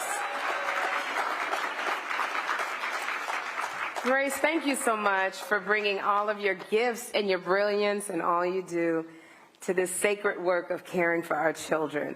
So would you give it up one more time for Dr. Tricia Bailey, Grace Vandercruz, and Susan Taylor Batten. We proudly honor you for carrying the torch and for keeping the fire lit, for answering our children's call. And as I ask, I just gotta say, I just gotta take a minute to say, I'm so proud to be a Black woman. To be amongst all of you, I've never hosted a fundraiser where we came together and brought so much money us. Thank you. Thank you. Like you said, Grace, we are the caretaker of our children's dreams. So thank you. $296,000. And you came together and you did it. And I'm thankful to be a part of a sisterhood that young brown girls and boys can look up to. I'm so thankful. I'm thankful. I'm grateful. And another thing I want to say before I bring up the King of Swoon, I got to tell you, black women, y'all age so well. I done met more 78-year-olds, 90-year-olds, 67-year-olds. Everybody look like they're 35. Susan Taylor, I know we're not supposed to tell your age, but damn it, you look like you 37 years old, Susan Taylor. You glide. We got to go to a club because I know you can get lit, Susan. I'm telling you. Oh my gosh. It is literally, everybody looks so young. We could be 92 and look like we 20. It's like some kind of air. What are we breathing? I cannot get over it. I'm 56 years old. I feel, look, yes, I am. I'll tell you something. And any young ones in here, any young girls, you can make a difference. You can. But I love being around my sisters who are seasoned because it's always, a lot of people look at it like, oh my gosh, I'm this age. But it's not like that. You got to look at it like, what's next? What now? Now what? So thank you. This has been such a pleasure and an honor to be here. And to end it, I got to ask our King of Swoon, our R&B superstar, Kenny Lattimore, to take the night away before we have some delicious dessert together and a moment to dance. And I want to thank our entire online community. So I would ask that you would enjoy the incredible Kenny. Kenny, you done made many babies with that song, boy. You know this. You done got people through many, many marriages. So y'all, please give it up. Also to our fabulous DJ, Deja, thank you so much. And know that I am grateful to have been a part of this magical, meaningful evening. And I know as my brother takes the stage that it is within our power to show our children that they are safe. As Susan reminds us, they are safe in our care. Now, Kenny Lattimore, get up here and do what you do!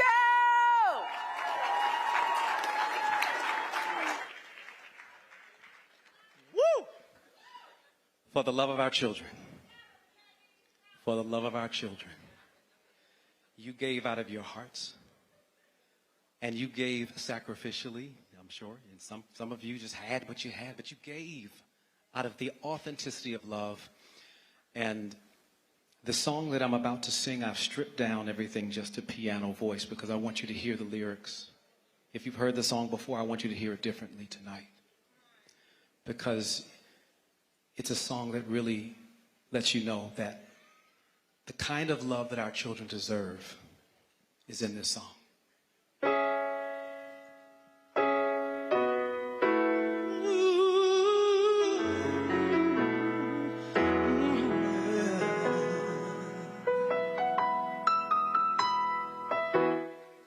For you, I'd give a lifetime of stability. Anything you want of me. Nothing is impossible for you. There are no words or ways to show my love or all the thoughts I'm thinking of. 'Cause this life is no good alone. Since we've become one, I've made a change. And everything I do now makes sense. All the roads end, all I do is for you.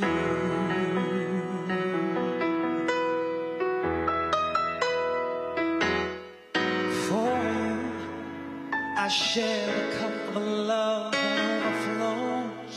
And anyone who knows us knows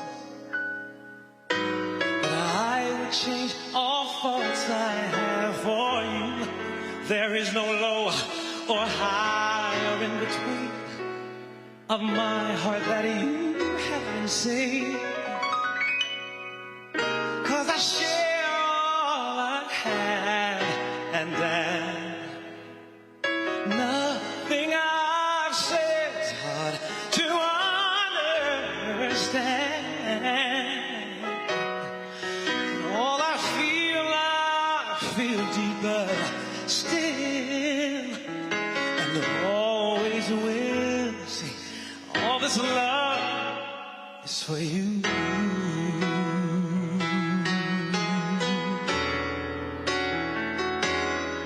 Every note that I play, every word I might say, every melody I feel is only for you and your appeal.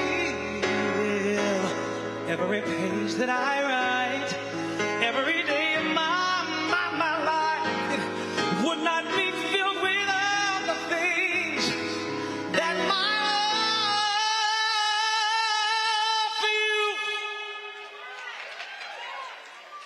now brings,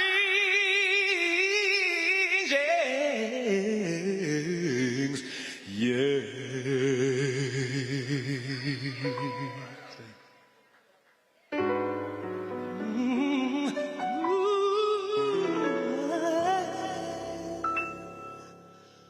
For you, I'd make a promise of fidelity, now and for eternity.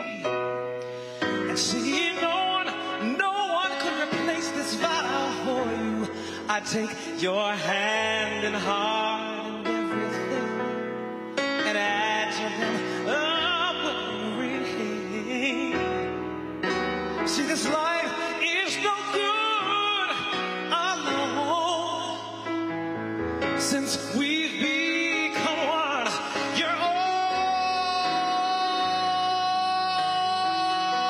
I know, and if this feeling should lead, I die. Then here's wise, all I ask is for you. Everything I do now makes so much sense. Oh, then all I do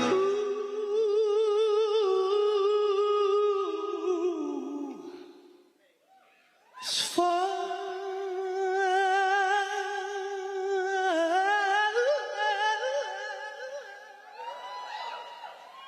you.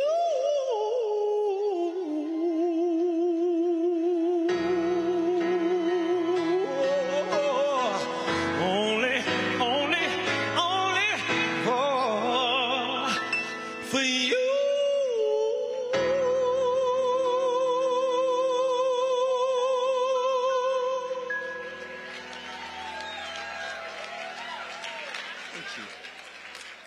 Thank you so much. Now, I got some instructions, and our time has come to a beautiful end. If you don't mind standing, because we're getting ready to leave this place. We're not getting charged no money over that. All this money is going to go to the children. I thank you so much. God bless you. Thank you, Susan Taylor. Thank you, everyone who has put this event on and allowed me to be here to sing. I'm going to sing us out of here. We're going to kind of dance our way out to the other party, because we're going to still party, right? We're going to hang out. Yeah. Okay. Hey. Come on. Grab your purse and come on. And grab your jacket and come on. We're getting out of here, y'all. We're going to have some more fun.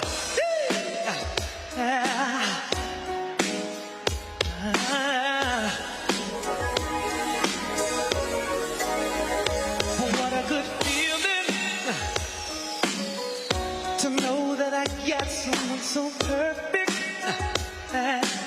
It's like paradise, girl, in a minute. So let go of your worries tonight. Yeah. We can go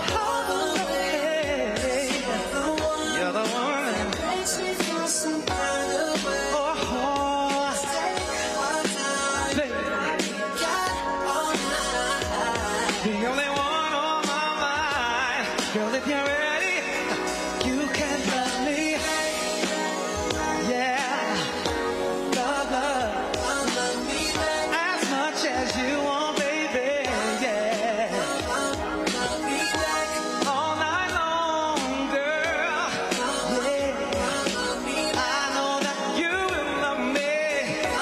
Oh, I must be in heaven. I'm convinced that it don't get no better. With you is something I will never. Baby, I cherish every moment in my heart. I know that you and I,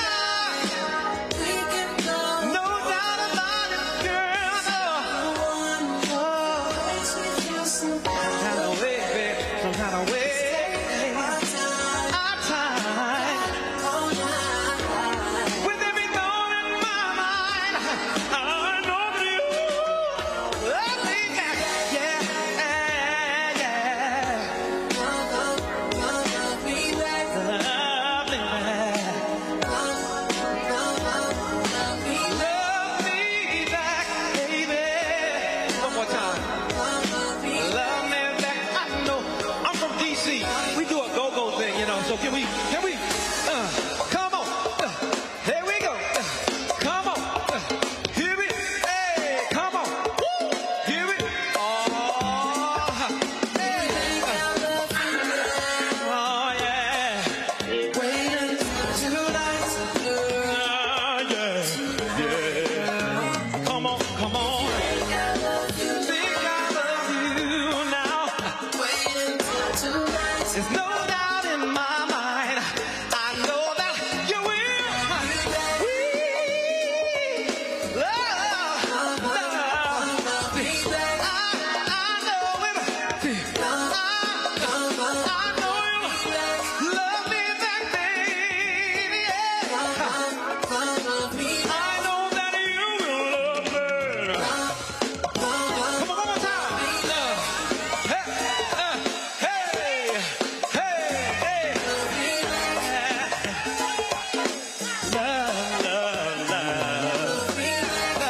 Love, love. Hey, Lillian, come on. Woo. Yeah. Love, love me.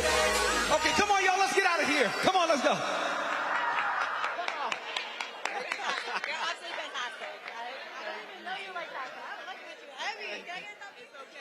Please enjoy the dessert bar next door. Please go grab some food.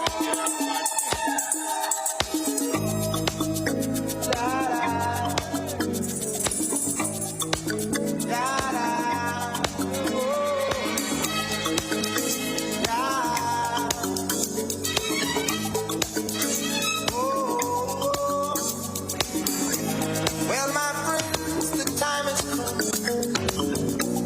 Raise the roof and have some fun. Throw away the work to be done. Let the music play on. Everybody sing, everybody dance. Lose yourself in wild romance. We're going to party, caramba, fiesta, forever. Come on and sing along. We're going to party, caramba, fiesta, forever.